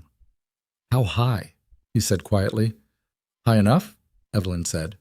Not dangerous yet. I'm watching it. He came in and sat on the edge of the bed and put his hand on Clara's hair, very gently, and didn't say anything for a moment. His hand was too large for the gesture, and he knew it and did it anyway. She's a tough one, Evelyn said. She is. His voice was rough at the edges. Martha's fever came on fast, 2 days, and it was... He stopped himself. I know you said it's different. It is different, Evelyn said. And I need you to believe that because I need you functional.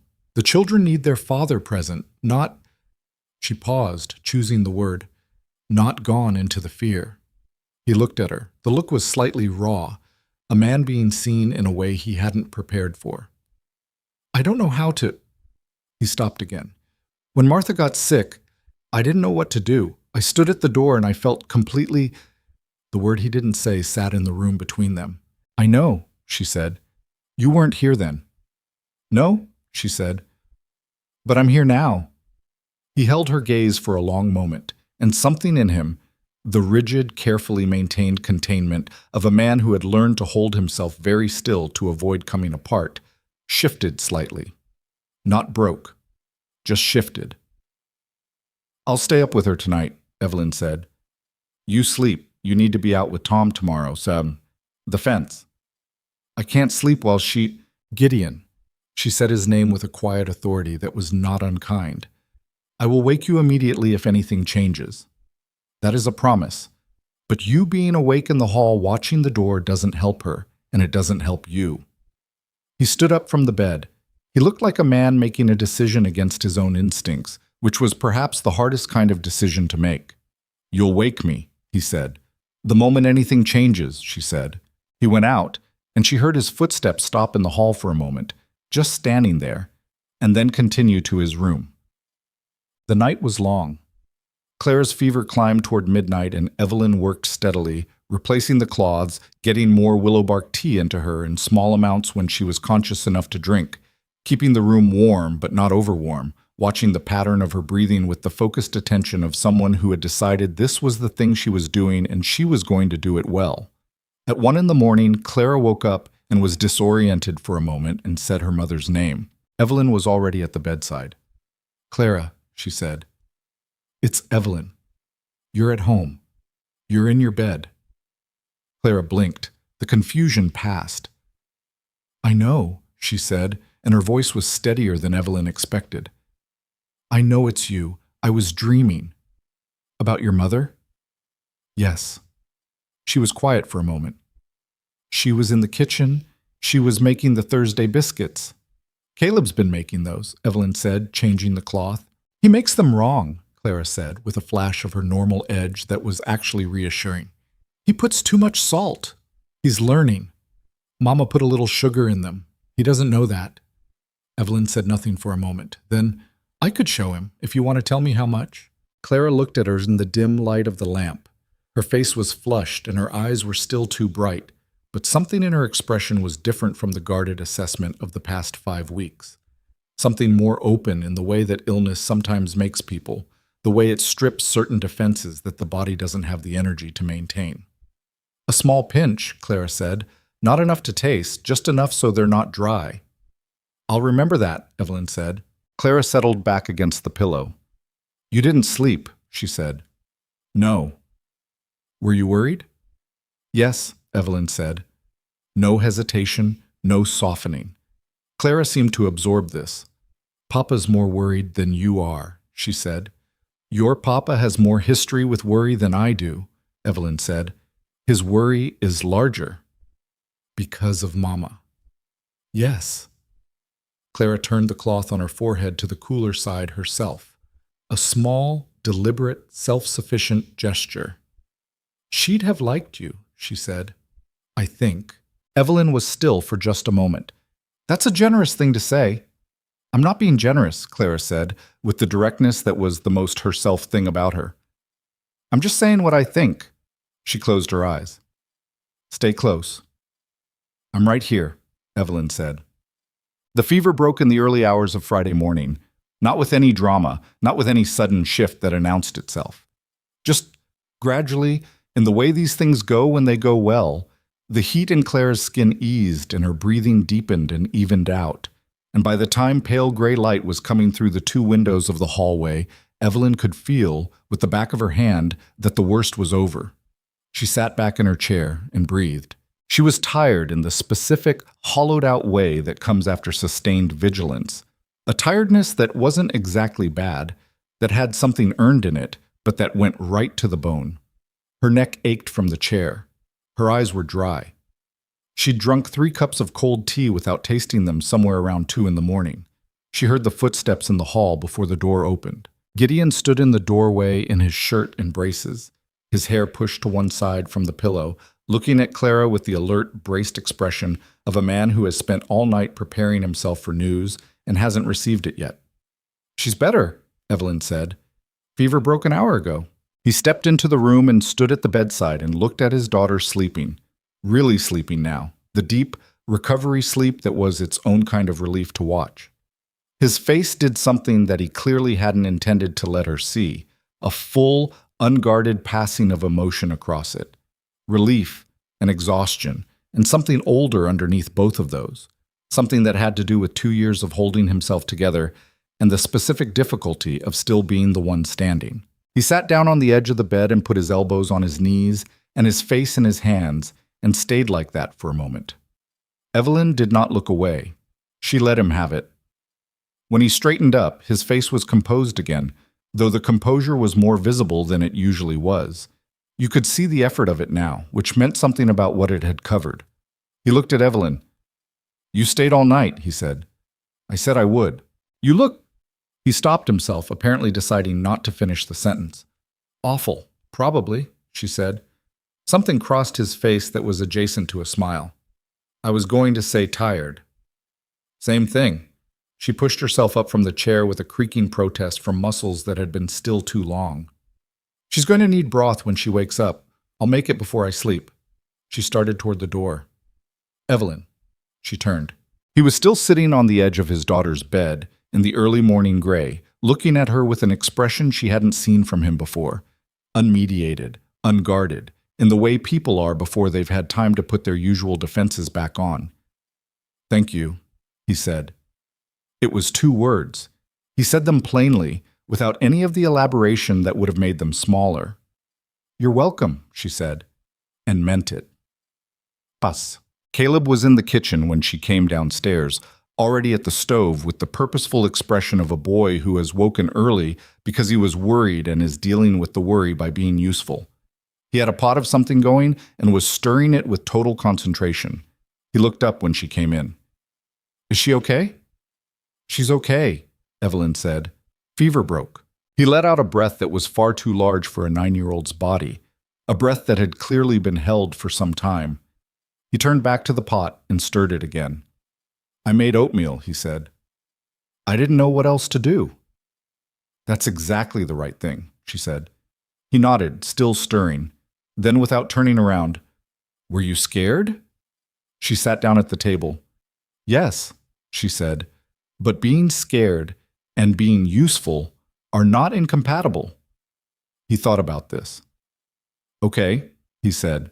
She watched him finish the oatmeal with his characteristic steady care, and she thought about Clara saying stay close in the dim lamplight, and about the small pinch of sugar in the biscuits that Caleb didn't know about, and about the way Gideon's face had moved when he'd seen his daughter sleeping safely, and she felt something settle in her chest that was not comfort exactly. She did not reach for comfortable words to describe uncomfortable things, but was perhaps the beginning of understanding what she had actually come here for. Not management, not accounts and supplier negotiations and drafts stopped with rags and putty. Not the useful arrangement between two practical people that they'd both been careful to call it. Something that had started as a transaction and was becoming slowly and without announcement, a life. Outside the kitchen window, the plains stretched out in the morning light, and the frost on the grass caught what sun there was and held it. Caleb put a bowl of oatmeal in front of her without being asked and went back to the stove, and she sat at the table in the warm kitchen of Cross Ridge Ranch and ate it, and was grateful, quietly and without drama, in the way of a person who has learned not to take the quiet mornings for granted.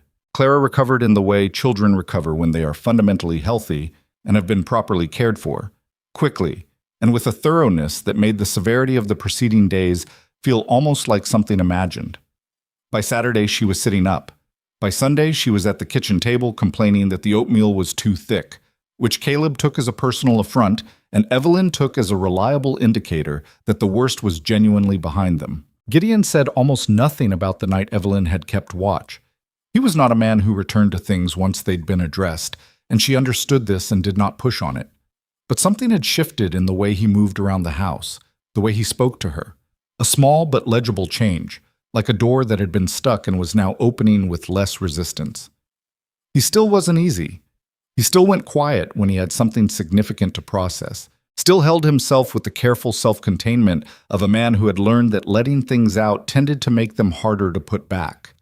But he had stopped watching her with the guarded uncertainty of the early weeks.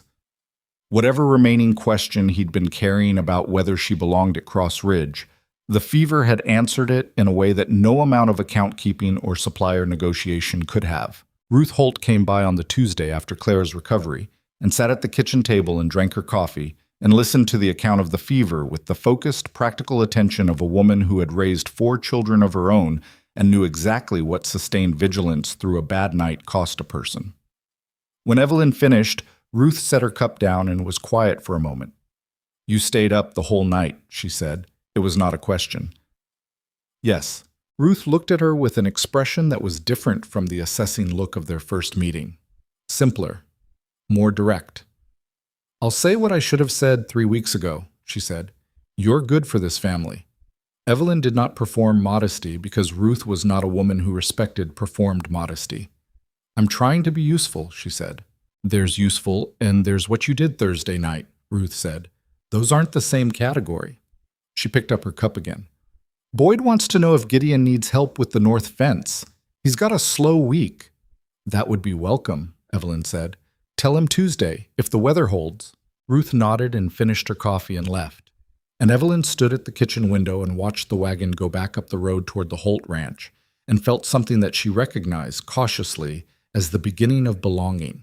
Not arrival, not completion. Just the first thin roots of a thing that might, with enough time and enough weather survived together, grow into something that held. January arrived with its payment and its reckoning, and Evelyn had spent 6 weeks preparing for both. The conversation with Harmon had recovered a portion. A second conversation, this one with the man who held the supply contract for the winter cattle supplement, a weathered trader named Pollock, who came through from Wichita twice a year, had recovered another. She had found a discrepancy in the previous year's accounts, an overcharge on a lumber delivery that Gideon had signed for without checking the itemization, and a letter to the lumber yard had produced a credit she hadn't been certain would materialize, but had.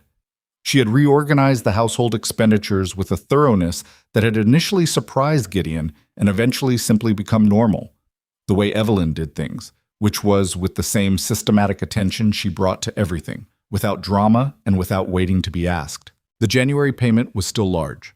What she had recovered and reorganized did not make it small, but it made it manageable, and manageable was a different country from where Cross Ridge had been standing in October.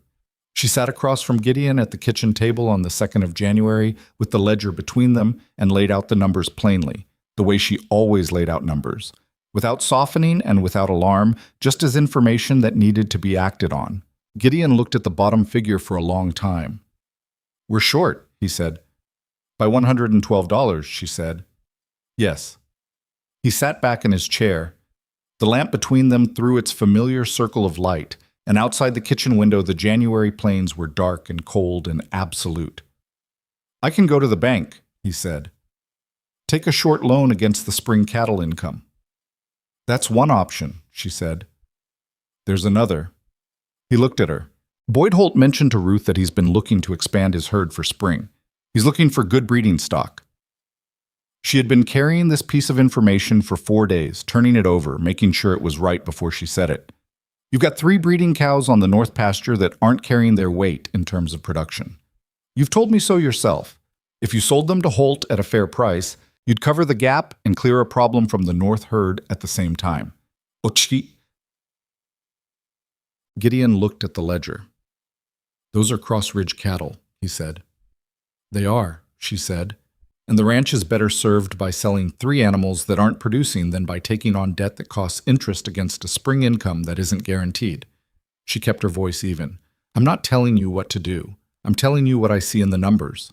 He was quiet for a while, long enough that Caleb, who had been sitting at the far end of the table supposedly working on his sums, looked up from his paper and then quickly looked back down. 3 cows, Gideon said. 3 cows and a clean payment, she said. Another silence. Then, "You'd negotiate the price with Holt?" "If you want me to," she said, "or you can do it yourself. He'll give you fair value. He's a straight dealer." He nodded slowly, turning it over in the particular deliberate way he turned things over. "Talk to him," he said. She did, the following Thursday, when Ruth brought Boyd by the ranch to look at the north fence repair that he and Tom Beal had completed in December. A solid week of work that had left the north pasture properly enclosed for the first time in over a year, and Boyd had done it with goodwill and without invoice, which was the kind of neighborliness that still existed in these territories between people who understood that a community was only as strong as its least maintained fence line. Boyd Holt was a wide, quiet man who looked at cattle with the focused appreciation of someone who genuinely loved the animals and found them interesting, which Evelyn respected. She showed him the 3 cows in the north pasture, and he looked at them for a while without speaking, moving around them slowly, and then gave her a price that was within $4 of what she'd calculated as fair. $3 more, she said. He looked at her with mild surprise, not offense, just recalibration. Then he looked at the cows again. 2, he said.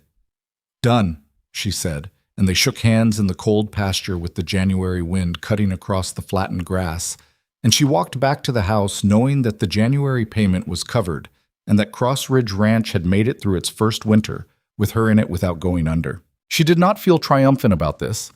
She felt the way she felt when she finished a difficult piece of sewing, satisfied that the work had been done properly, and aware of the next piece waiting. It was Ruth who first used the word that Evelyn had been careful not to use herself. She said it in March, when the ground had started to think about thawing, and the days were lengthening by enough increments that you could feel the change even if you couldn't quite see it yet. She said it sitting at the Cross Ridge kitchen table, which had become something of a regular occurrence by then. Ruth came by twice a week with the comfortable ease of a woman who had decided that a friendship had been established and was now maintaining it without ceremony. "You're not the housekeeper," Ruth said. "You know that." Evelyn was mending one of Caleb's shirts. "I keep the house," she said. "You know what I mean?" Ruth set down her coffee cup. "You run this place, the accounts, the suppliers, the negotiations. You managed the north herd rotation with Tom last month when Gideon was down with his back. You sit at that table every evening like it's where you've always sat." She looked at Evelyn with the plain, friendly directness that was her primary mode. "You're his partner." Evelyn kept her needle moving. "We have an arrangement." "An arrangement," Ruth repeated with the flat emphasis of a woman repeating a word she finds inadequate. "Is that what he calls it?" "It's what we both call it," Evelyn said. Ruth was quiet for a moment. Not a challenging quiet, a thoughtful one, the quiet of a woman choosing her words because she had something she actually wanted to say. "Martha and Gideon were married 18 years, she said. "I knew them both from before. He is not an easy man to know. He was not easy for Martha, and she loved him straightforwardly from the beginning, which made it possible, worth it." She paused. "He has a great deal of himself that he keeps in a room he doesn't open for most people." "I've noticed," Evelyn said. He opened it for Martha. Ruth picked up her cup. He doesn't know how to do that again. He hasn't figured out how to want something new without it feeling like it costs him the old thing. She looked at Evelyn carefully. That's not a warning. I just think you should understand what you're working with. I'm not working at anything, Evelyn said. Ruth smiled slightly, the smile of a woman who knows the difference between what people say and what they mean. Of course not, she said. The man who came to Cross Ridge in late March had not been invited and was not welcome. His name was Doyle Garrett, and he arrived on a gray Wednesday morning in a good coat and a hired horse, which established immediately that he was a man who came from town rather than from the land. He was perhaps 45, with a lean face and small eyes, and the careful, unhurried manner of a man who had learned to look less purposeful than he was. Evelyn was in the yard when he rode up, hanging washing on the line with Clara. Clara had begun helping without being asked about 6 weeks prior, which Evelyn had accepted without comment, because making a point of it would have been the fastest way to make it stop. I'm looking for Gideon Cross, Garrett said from horseback. He's in the South Pasture, Evelyn said. Is he expecting you? I represent the Western Territories Land Company, Garrett said. He said it with the ease of a man who expected the name to do work. We've been in correspondence with Mr. Cross regarding his property. Evelyn looked at him. I'm not aware of any correspondence with the land company. It may have come in before your time, he said pleasantly. I handle Mr. Cross's correspondence, she said. I've been doing so since November. Something moved behind Garrett's eyes. A small adjustment, a recalibration. He smiled with his mouth without it reaching much further. Perhaps he handled this one personally. It concerns a purchase offer on the north section of his property. Please wait here, Evelyn said. She handed her half of the washing to Clara without a word, and Clara took it without a word, and Evelyn walked to the barn and saddled Bess and rode out to the South Pasture. Gideon was there with Tom, moving the herd to fresh grass, and he looked up at her approach with the particular alert expression he'd learned to associate with her riding out to him, which meant something that couldn't wait. Man named Doyle Garrett, she said, Western Territories Land Company. Claims he's been in correspondence with you about a purchase offer on the north section. Gideon's expression did something immediate and recognizable. That was in August, he said, when I was in the worst of it with the debt. I wrote back and told them I wasn't interested. Did you keep the correspondence? I don't, he thought. It might be in the desk, the lower drawer. I haven't seen it, she said. Which is possible if you filed it yourself before November. She looked at him directly. What was the offer? Below value, he said. Well below. They dressed it up, but it was a low offer for the north section, and the north section is where the creek access is. Without the creek, the South Pasture has water problems by midsummer. She understood immediately. They knew that, she said. Almost certainly. And they're here in March, after a hard winter, hoping the financial pressure has changed your answer. She looked back toward the ranch house, where Garrett was presumably still waiting in the yard. Don't come in yet, she said. Give me 20 minutes. Evelyn, I'm not going to sign anything, she said. I'm going to find out what they actually want. She turned Bess and rode back. Garrett had dismounted and was standing in the yard with the patient ease of a man accustomed to waiting people out. Clara was sitting on the porch railing watching him with her arms crossed and an expression of comprehensive suspicion that Evelyn found, in that moment, genuinely gratifying. Mr. Garrett, she said, dismounting, please come inside. She made him coffee because that was what you did, and because it gave her something to do while she looked at him across the kitchen table and assessed the specific shape of what he'd come to accomplish. He produced a letter from his coat, a formal document on company stationery, folded precisely. He slid it across the table toward her. Our updated offer, he said, more favorable than what we sent in August, I believe Mr. Cross will find. She read it carefully. It was in fact more favorable than August, by 12%, which sounded meaningful until you held it against what the north section was actually worth with its creek access intact. The offer was still designed to look reasonable while being, on examination, a transfer of value from Gideon to the company at a rate that only made sense if Gideon was desperate. She folded the letter and placed it flat on the table in front of her. May I ask a question? She said. Of course, Garrett said.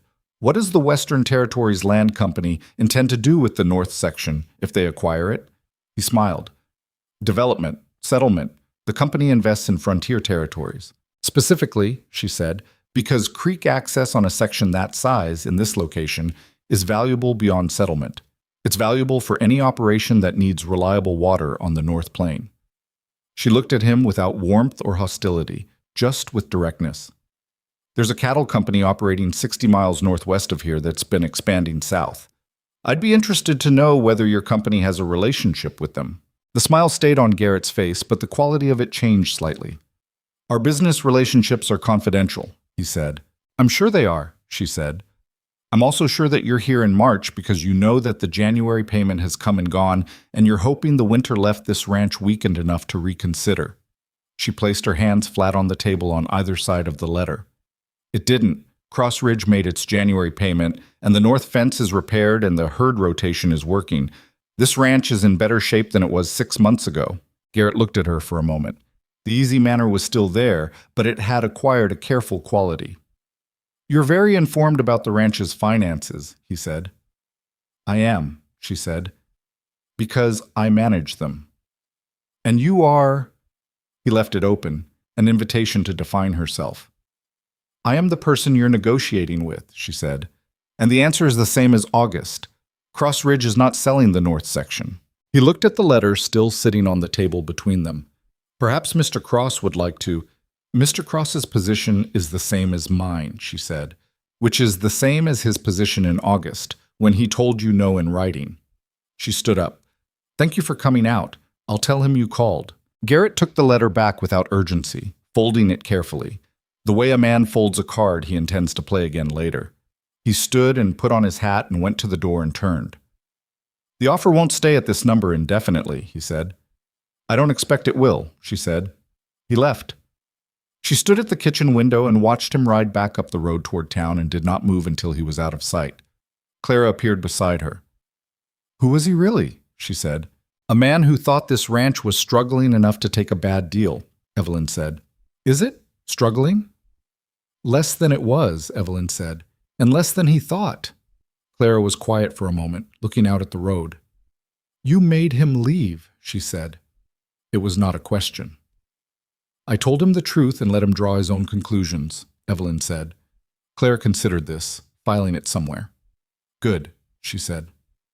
She told Gideon all of it that evening, plainly and completely, including the part about the cattle company to the northwest, which was a guess but an educated one that she thought he should be carrying. He listened to all of it without interrupting, which was his habit, and when she finished, he was quiet for a long time. He'll be back, he said. Probably, she said, with a different approach. Or someone else will come with a similar one. She looked at the lamp on the table between them. The north section has something they want specifically. It's not just settlement. The water, he said. The water, she agreed. If someone's expanding a large cattle operation south and they need reliable water access on the North Plain, that creek section is worth considerably more than what Garrett offered, which means someone is either not telling him the real value, or he knows and is hoping we don't. Gideon looked at her with the particular expression he'd developed for moments when she'd laid out a thing he hadn't seen coming. It was not surprise exactly. It was something more like respect wearing surprise's clothes. How did you know about the cattle company to the northwest? He said. Pollock mentioned it when I renegotiated the supplement contract, she said. He sells to them too. I listened. He was quiet for a moment. Then, I need to get the north section assessed properly. Current market value, with the water access factored in. Yes, she said. And you should probably talk to a lawyer about what the formal position looks like if they come back with a more aggressive offer. I don't know a lawyer, he said. In town. Ruth's husband Boyd uses a man named Elias Crow in Wichita, she said. He's apparently solid. I can write to him. Gideon looked at her. The look was direct and unguarded in the way that had become more common since January, since the fever, since the payment, since the incremental accumulation of shared difficulty that had the effect between two people of making pretense more trouble than it was worth. You think of everything, he said. Not everything, she said. I miss things. I missed the fact that the east fence gate was hanging wrong for 3 weeks because I didn't know what right looked like. Tom fixed it. Tom fixed it because Tom noticed, she said. I should have noticed. He almost smiled. She was getting better at reading the almost smiles, the slight shift in the lines beside his mouth, the almost imperceptible softening of the set of his jaw. You can't know everything, he said. No, she agreed, but I can keep learning what I don't know. She closed the ledger. The thing about Garrett, she stopped. What? She said the things she'd been thinking since the moment she'd watched him ride away. He came here because he thought this was a ranch in trouble, with no one strong at the wheel. He came in March because he thought a hard winter would have made it worse. She looked up. He was wrong about both. But if I hadn't been here in November, if you'd still been managing alone, he might not have been wrong. Gideon held her gaze. The truth of it sat between them without either of them needing to say what it was. I know that, he said. I'm not saying it to... I know why you're saying it, he said. You're saying it because you're making a case, and you're right to make it. He leaned forward slightly, his forearms on the table in the deliberate posture of a man who has decided to say something carefully. 3 months was what you said. In October, 3 months to see if it worked. He paused. It's been 5. I know, she said. The arrangement, he said, and the word had the slight self-consciousness of a word being acknowledged as inadequate. It's not... I'm aware that it's not what either of us would have designed, if we were designing something. Nobody designs their life, she said. You work with what comes. Yes. He looked at his hands on the table, then back at her. I want to make it formal, if you're willing. A proper marriage, not just... I know what you mean, she said. I'm not going to... He stopped, choosing words. I don't have speeches in me. I don't know how to make it sound like something it isn't. It's... You're the person I want at this table. You're the person I want in this house. You're the person I trust with the things that matter. He held her gaze with a steadiness that cost him something. That's what I have.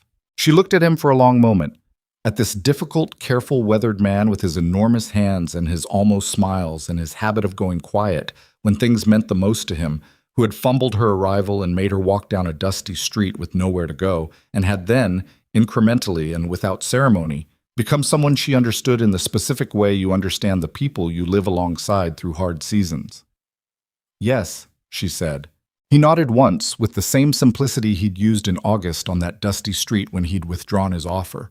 But this was its opposite. The same plainness applied to the opposite direction, and it meant more for being simple. I'll ask Reverend... He stopped. I'll find out who does the civil ceremony in town, he said. Mrs. Patterson will want to know, Evelyn said. She'll be put out if she hears it secondhand. He almost smiled. Anyone else? Ruth, she said. She'll be pleased, and she won't say so, and she'll bring food. She always brings food, he said. Then she'll bring more of it, Evelyn said.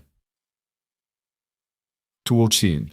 The wedding was on a Saturday in early April, in the front room of the house, with Boyd and Ruth Holt standing as witnesses, and Tom Beale in his best shirt, and Mrs. Patterson, who had indeed been told in advance and had indeed brought food, and Caleb, who wore the expression of a boy watching something he'd been privately hoping for and had not allowed himself to say.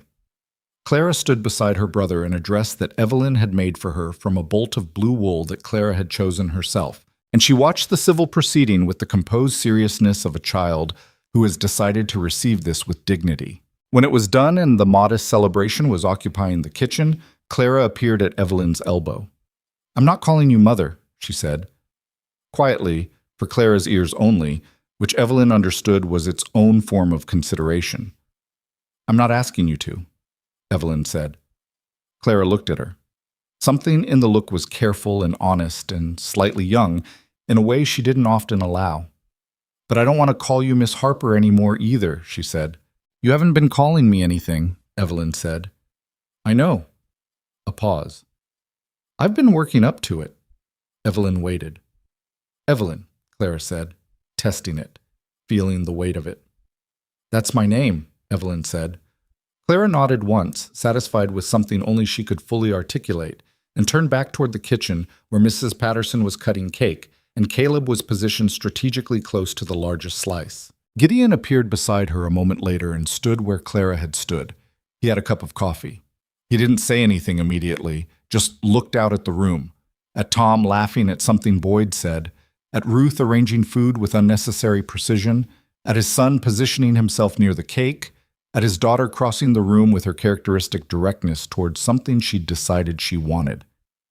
"Good house," he said finally, quietly. She looked out at the same room, at what it was, which was not smooth or easy or resolved, but was real. Was people who had found their way to the same table through various difficulties, and were here now, in April light, with coffee and cake, and the incremental work of choosing each other still ahead. "Yes," she said. Outside, the April plains were waking up from winter with the particular indifference of land that does not wait for human events to be ready.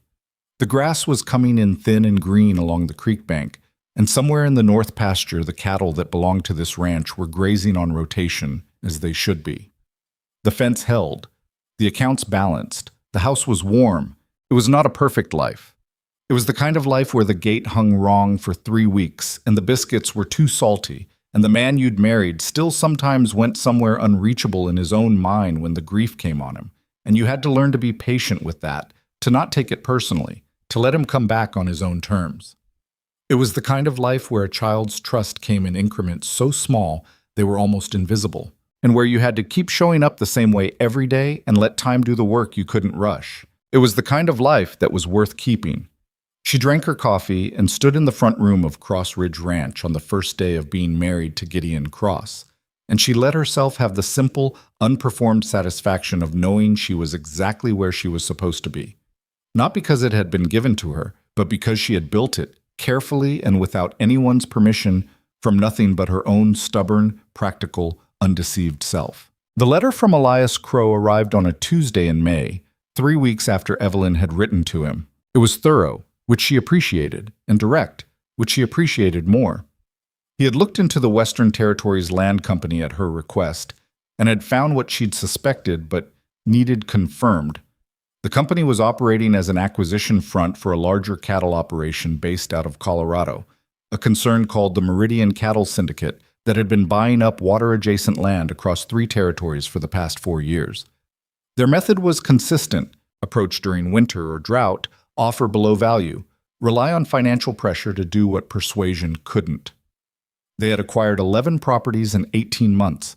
In 2 of those cases, the original owners had later discovered that the land they'd sold contained mineral rights or water access worth substantially more than the purchase price. In both cases, the sellers had no legal recourse because the sales had been conducted correctly on paper. Evelyn read the letter twice at the kitchen table and then set it down and looked at it for a moment with the flat, assessing calm she brought to information that confirmed something she'd already suspected but had hoped was wrong. She wrote back to Crow that afternoon with 3 questions and a request that he determine the precise legal status of the creek access rights on the north section, whether they were attached to the land title or whether they could, under any interpretation, be separated and sold independently. She had a reason for asking this that she hadn't told Gideon yet, because she wasn't sure of it herself, and she didn't present things to Gideon until she was sure. She was sure by the end of the week. Garrett came back in June, as she'd predicted he would. He came with a colleague this time, a younger man named Sears, who carried a leather case and had the careful, deferential manner of someone whose job was to make legal documents look inevitable. They arrived on a Thursday afternoon when Gideon was in the south pasture and Tom was repairing a section of the east fence, and the children were at school, and Evelyn was in the yard staking the kitchen garden she'd put in along the south wall of the house in April. A practical garden, not decorative, with vegetables that would actually be eaten: potatoes, beans, onions, squash, and a row of herbs along the border that Clara had asked for, and then pretended she hadn't. She saw them coming up the road and stood up from the garden and waited. "Mrs. Cross," Garrett said. He used her married name with the ease of someone who had done his research. He dismounted, and his colleague did the same. "We were hoping to speak with your husband." "He's working," she said. "You can speak with me." Garrett looked at her with the pleasant, non-committal expression she'd seen in March. But there was something different in it this time, something more deliberate. He'd come prepared. "Our business today is a formal offer," he said. "Legal documents are involved. We'd really prefer to—" "Mr. Garrett," she said, "if you've brought legal documents, I'm the right person to receive them. I manage this ranch's legal and financial affairs. She looked at the younger man. Mr. Sears, why don't you come inside? She gave them coffee because that was what you did, and because the ritual of it gave her something to do with her hands while she read, and she needed to read carefully. The document Sears produced was 12 pages, which was about 10 pages more than any legitimate simple purchase offer required. And the language was the kind of language designed to look precise while actually being elastic, full of definitions nested inside definitions, contingency clauses that appeared protective but were not, and one particular paragraph on page 8 that would, if signed, allow the Western Territories Land Company to exercise a right of first refusal on any future sale of any portion of the Cross Ridge property for a period of 25 years. 25 years. She read that paragraph 3 times and kept her face completely still. The offer itself, she said when she'd finished. The purchase price for the north section. Sears quoted the figure. It was higher than March. Higher than what Crow had assessed as the below-value offer from August. It was, on its surface, a number that could look reasonable to someone who hadn't spent the last 3 months learning exactly what creek access on the North Plain was worth to a cattle syndicate trying to expand south. I see, she said. She set the document down on the table with the same flat precision she'd used in March. I need to point out that this offer is still below the assessed value of the north section with water rights intact. She turned to page 4 of the document. Your company's own survey, referenced here, values the water access at a figure that, added to the land price, puts the actual value at roughly 30% above what you're offering. Sears glanced at Garrett. Garrett kept his pleasant expression. That survey addresses the creek access in a different context, he said. The offer is for the land section. Water rights are a separate consideration. They are inseparable, she said. The water rights are attached to the land title by the original claim documentation from 1871. I have a letter from our attorney in Wichita confirming this. She had the letter from Crow in her apron pocket, and she set it on the table beside the 12-page document without opening it. Which means the offer as presented is for a piece of property whose primary value you've characterized as separate. That's not a purchase offer. That's a misdirection. The kitchen was very quiet for a moment. Outside, a breeze moved through the kitchen garden, and the bean steaks shifted slightly and settled. Garrett leaned forward. The pleasant manner had not left his face, but it had changed quality. It was working harder now. Mrs. Cross, he said, I want to be straightforward with you. The Meridian Syndicate. He stopped himself and then kept going, apparently deciding that the pretense of the land company name had outlived its usefulness. The company I represent has significant resources and significant patience. This offer is genuinely favorable. The alternative, in time, is that we acquire neighboring properties and the water situation on the south pasture becomes a problem, she said. A consideration, he said. She looked at him for a moment. She looked at him the way she'd looked at the ledger in October, with the flat, intelligent attention of someone reading a thing for what it actually said rather than what it claimed to say. What you're describing, she said, is a plan to create a problem and then offer to solve it. That's not a negotiation. That's a threat wearing a business coat. She stood up. Cross Ridge is not selling the north section.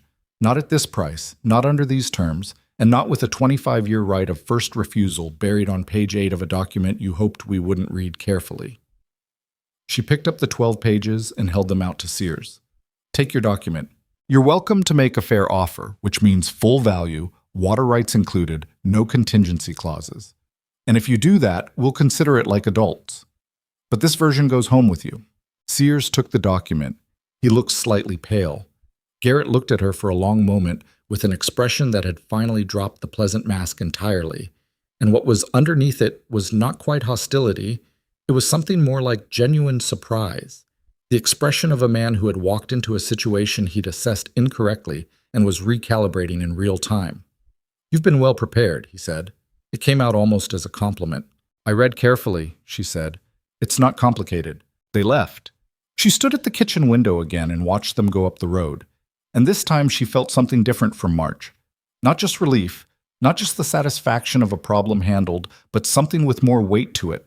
An understanding of what had almost happened. What could have happened in October or August, or any of the months before she'd come to Cross Ridge and started reading the numbers with the specific attention they deserved. She went out to the south pasture, and found Gideon. She told him the same way she told him everything, plainly, sequentially, all of it, including the page 8 paragraph, and Garrett's near admission of the Meridian Syndicate's name and the strategy of acquiring neighboring properties to create water pressure. She told him standing in the south pasture with the June grass long around their boots and the cattle moving in the middle distance and the sky above them the enormous, indifferent blue of a Kansas summer. He listened without interrupting. When she finished, he was quiet for a long time.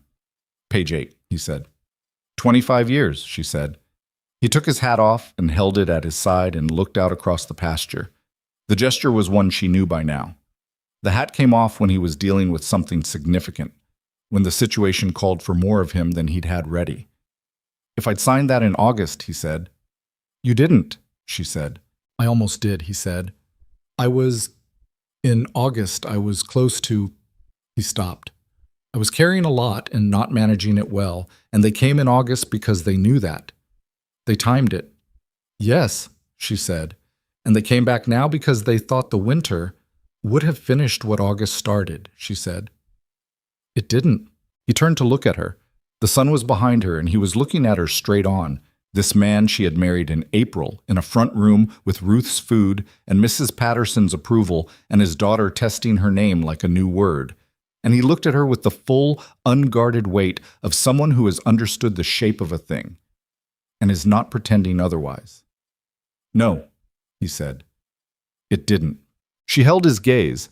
There were things in the moment that didn't need words, and she'd learned in 7 months at Cross Ridge that Gideon Cross understood this, that he was, beneath the quiet and the containment, a man who felt things with considerable depth and had simply learned to carry them in a specific way. She respected the way he carried things. She'd stopped trying to change it. I'm going to write to Crow again, she said. I want documentation of the water rights attached to the title filed properly in the county records. Something that makes it explicitly clear and legally unambiguous, so that no future offer can characterize the water access as separable. He nodded. Do it, he said. It'll cost something in legal fees. Do it anyway, he said. She put her hat back on and turned to walk back to the house, and he fell into step beside her across the south pasture grass, and they walked back to the ranch in the early summer afternoon without speaking, which was also one of the things she'd learned about Cross Ridge, that silence between people who understood each other was not empty. It was full of everything that had already been said and everything that didn't need saying. Quote, the summer brought work, which was its own kind of steady satisfaction. The kitchen garden came in well, better than she'd expected for a first year in that soil, which was thinner along the south wall than she'd assessed. But potatoes and squash were forgiving, and the beans had gone in properly, and the herbs along the border were thriving with a consistency that Clara monitored with a proprietary attention she continued to maintain was practical rather than personal. The time is coming, Clara said one morning in July, standing at the garden border with her arms crossed in her habitual posture of assessment. It is, Evelyn agreed. Rosemary's slow. Rosemary always takes a season to establish, Evelyn said. It'll do better next year.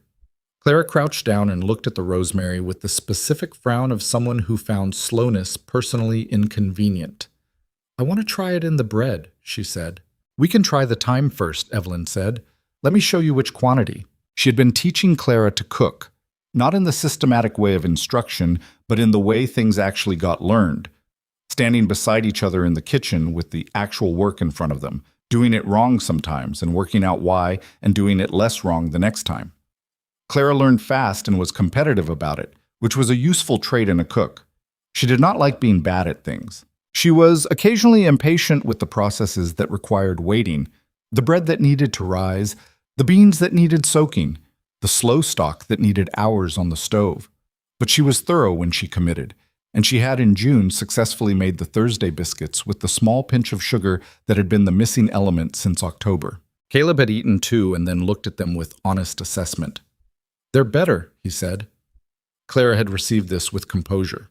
Later, when Caleb was outside, she'd told Evelyn that she thought her mother would have approved, and then she'd gone upstairs before Evelyn could respond, which was her way of saying something significant while maintaining the option to pretend she hadn't.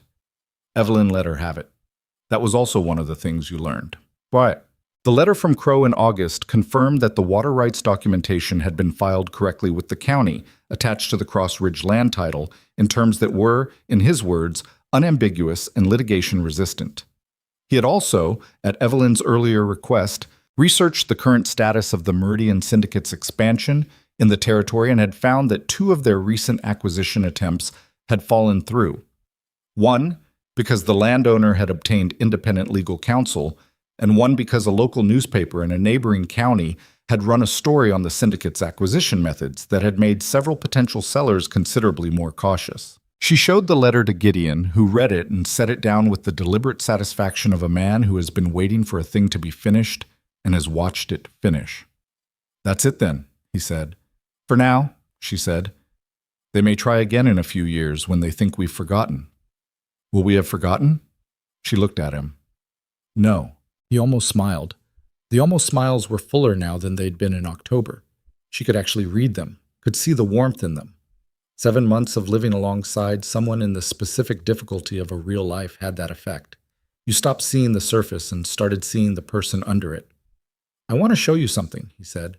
He took her out to the north section that afternoon, something he hadn't done before. Not the way he did it now, which was with the deliberate quality of a man taking someone somewhere he valued rather than just walking land. The north section was the longest and flattest of the Cross Ridge parcels, and it ran along the creek for about a quarter mile before the water bent west toward the Holt property. The grass was summer tall, and the cottonwoods along the creek were in full leaf, throwing cool, shifting shade over the bank, and the creek itself was running well for August, better than it had been the previous year, Tom had said, which suggested the season's rain had been adequate in the hills to the north. He stopped at the creek bank and stood with his hands in his pockets. "My father homesteaded this section," he said, "before the south. He always said the north was where the ranch actually began, because of the water." He looked at the creek.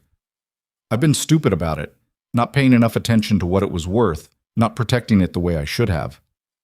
"You were managing other things," she said. "I was," he said, "but this—" He made a motion with one hand that encompassed the creek, the cottonwoods, the long grass going to seed in the late summer heat. "This is what the ranch stands on, literally." He turned to look at her. "You understood that before I said it." "I read the land survey in November," she said.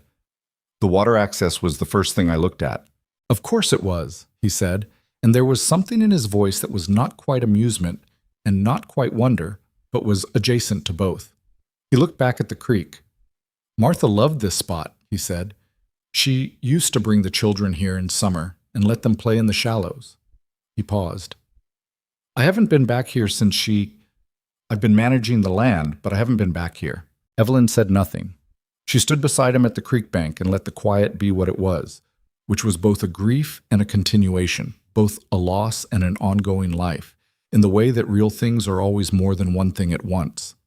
After a while he said, "Thank you.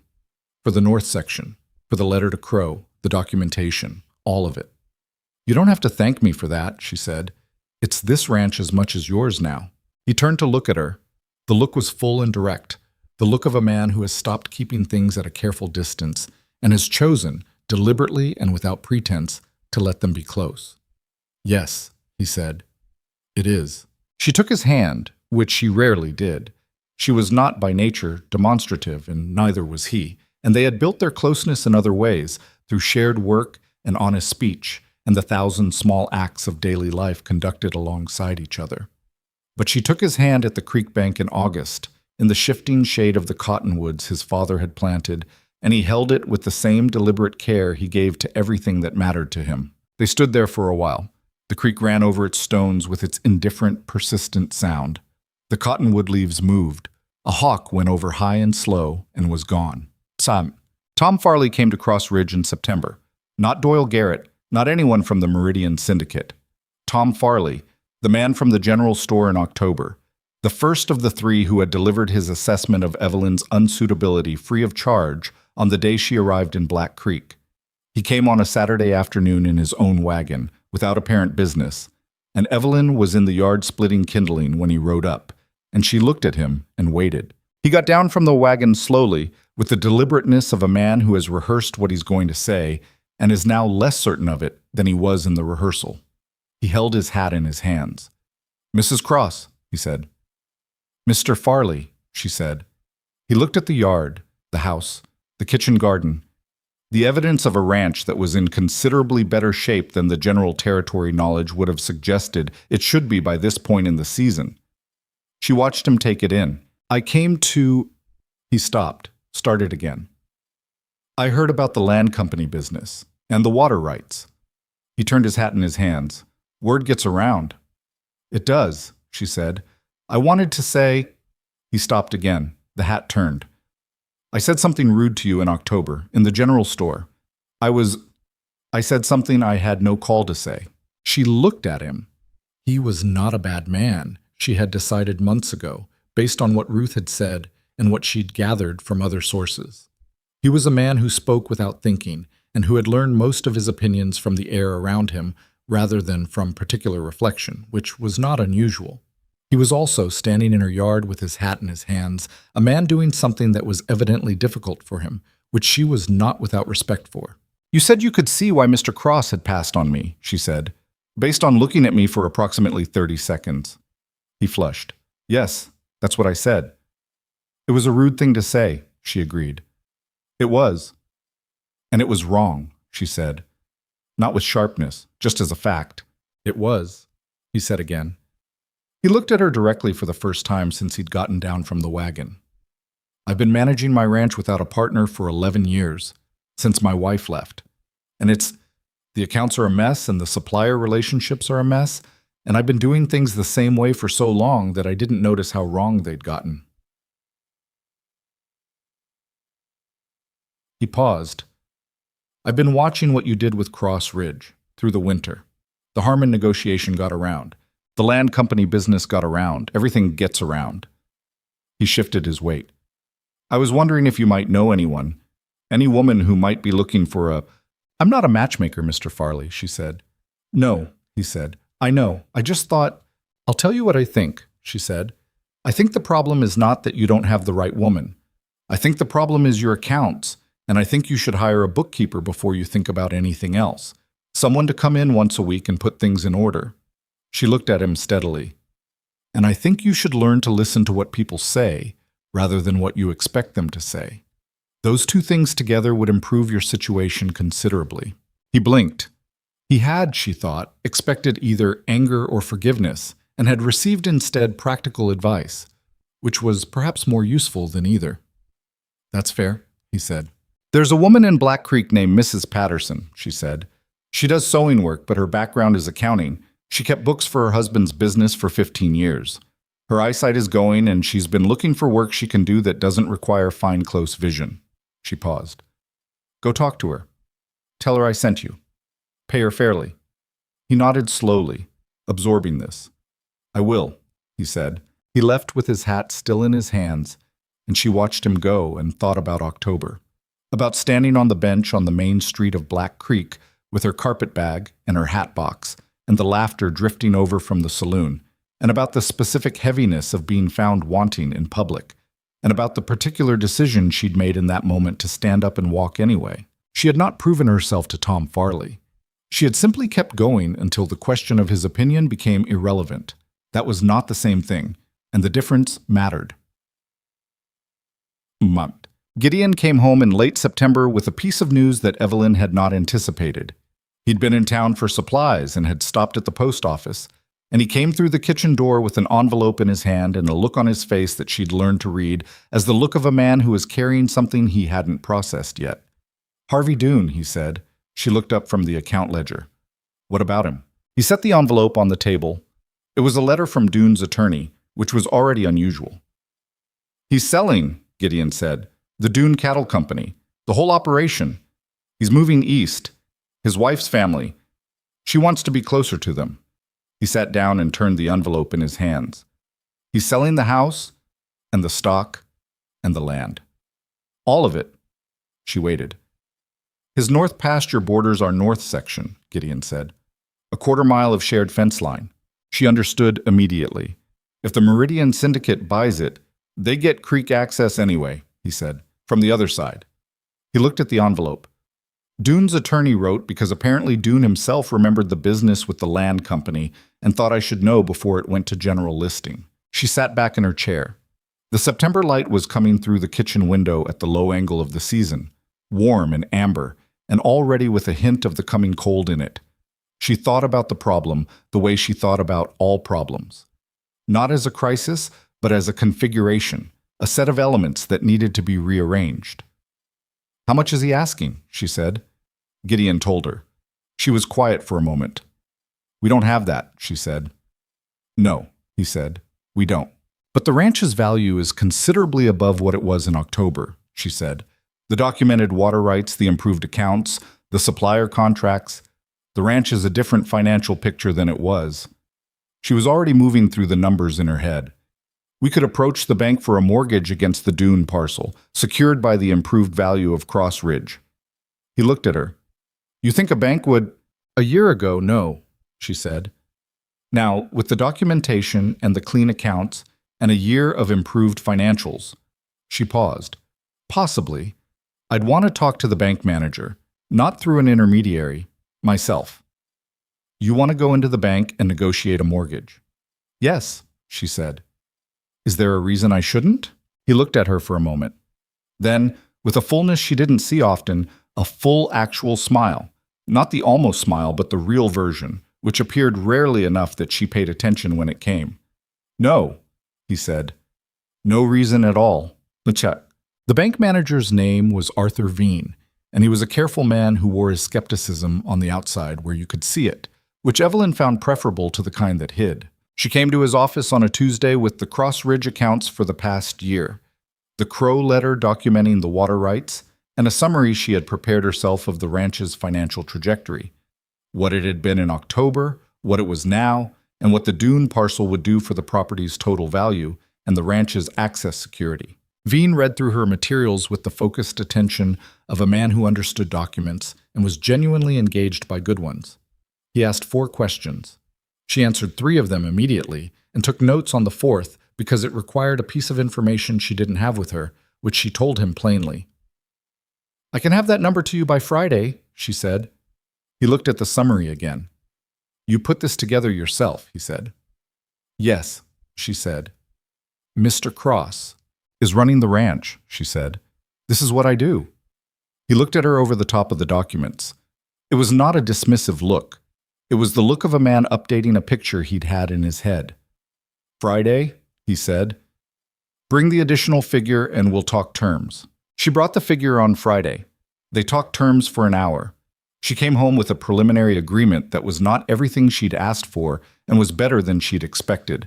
And she sat down at the kitchen table with Gideon and laid out the terms plainly. "Monthly payments," she said. 12 years. The Dune parcel becomes part of Cross Ridge, and the creek access becomes ours on both sides. Gideon looked at the preliminary agreement. He looked at it for a long time. "Monthly payments," he said. "Which we can make," she said. "I've run the numbers 3 times." "I know you have," he said. He kept looking at the document. 12 years. "We'll pay it off in 9 if the cattle prices hold," she said. He looked up. "You think they'll hold?" "I think they'll fluctuate," she said. "They always do, but the average over the past decade has been stable enough that 9 years is reasonable, not optimistic." He nodded slowly. He turned the document over and looked at the back as if the additional page might tell him something the front hadn't. Then he put it flat on the table and spread his hand across it in a gesture that was more than just examining. It was something like acceptance, the physical act of choosing something. "Sign it," he said.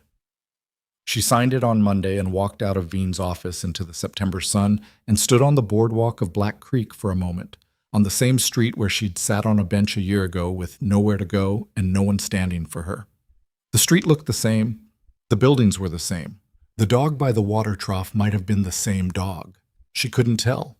Everything looked the same and nothing was. She was not the same woman who had sat on that bench. She was the same person. The same skills, the same direct way of speaking, the same practical approach to problems that people had been underestimating her entire life. But the world around her had changed shape because she had been here long enough and worked hard enough and refused to be small enough that the shape of the world had to accommodate her. That was not a romantic idea. It was just true. The first anniversary of her arrival in Black Creek fell on a Thursday in October, and she didn't mention it to anyone because it wasn't the kind of thing she marked with ceremony. But she was aware of it, in the quiet way you are aware of things that have moved from the category of before into the category of after. The kitchen garden had been put to bed for winter, the last of the squash harvested and stored in the root cellar that she and Tom had cleaned out in September. The dune parcel was officially part of Cross Ridge, the fences walked and documented, the creek access secured on both sides. The accounts for the year showed a ranch that was, for the first time since Martha died, operating with genuine margin rather than managed deficit. Not richly, not without the careful attention that would always be required, but solidly. With the kind of solidity that meant one bad winter or one sick child or one drop in cattle prices would be a difficulty rather than a catastrophe. She sat at the kitchen table in the early morning before anyone else was up, with her tea and her ledger, going through the month's figures the way she went through them every first Thursday of the month. The house was quiet around her. Upstairs, she could hear the particular creak of Caleb's bed that meant he was awake but not yet up, and the silence from Clara's room that meant she was still asleep, which was also characteristic. Clara slept deeply and woke sharply, like a person who had learned that the transition between the two was best made quickly. Gideon's side of the bed had been empty when she came down, which meant he was already out with Tom, which was also characteristic. He started before dawn when the season required it, and she had stopped waiting for him to come to breakfast because he never did, and instead left his food covered on the back of the stove where it would stay warm until he came in. She went through the figures with her usual attention, making notes in the margin where things needed following up, and when she finished, she closed the ledger and held her tea with both hands and looked at the kitchen. At the window she'd reglazed in November, at the shelves she'd organized and reorganized as the months changed what was needed on them, at the hook by the door where Caleb's coat hung beside Clara's beside Gideon's, at the scorch mark on the floor beside the stove that had been there when she arrived, and was still there because it was part of the floor. And the floor was part of the house, and the house was part of a life that had been here before her and would go on after. She thought about this woman who had stepped off the train a year ago with her carpet bag and her hat box and a letter from a man she'd never met, and she tried to locate the distance between that woman and this one. It was not as large as people might have expected. She had not become someone different.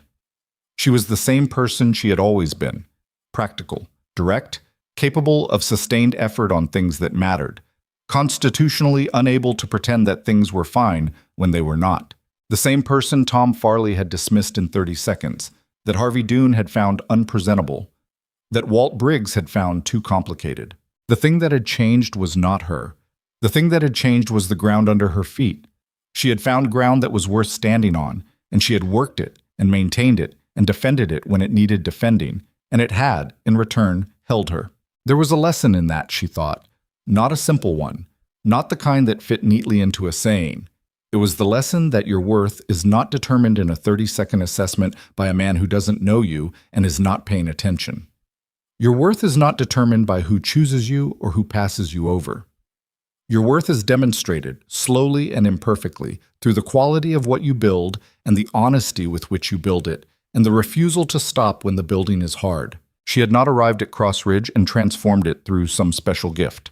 She had arrived and looked at it clearly and worked with what was there, with what was broken and what was solid, with what could be recovered and what needed to be let go, with a man who was difficult and grieving and capable, with children who were suspicious and resilient and worth the patience they required. She had done the ordinary work of an ordinarily capable person who had finally found somewhere worth doing the work. That was enough.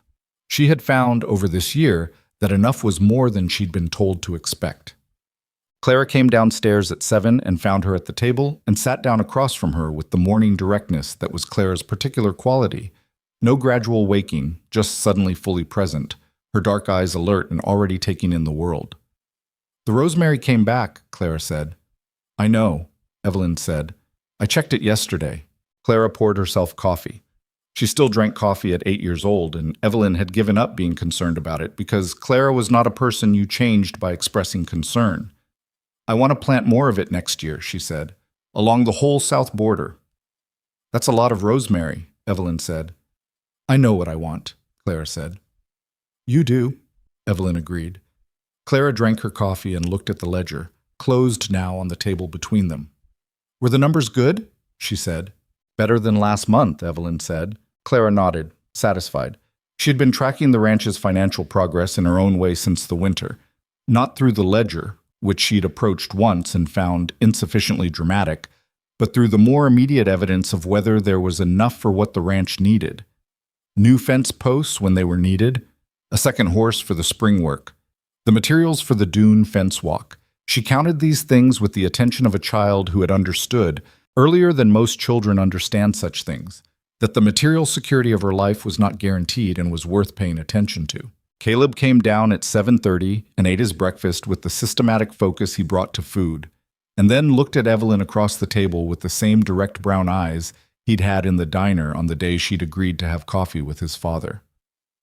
"It's been a year," he said. She looked at him. "Has it?"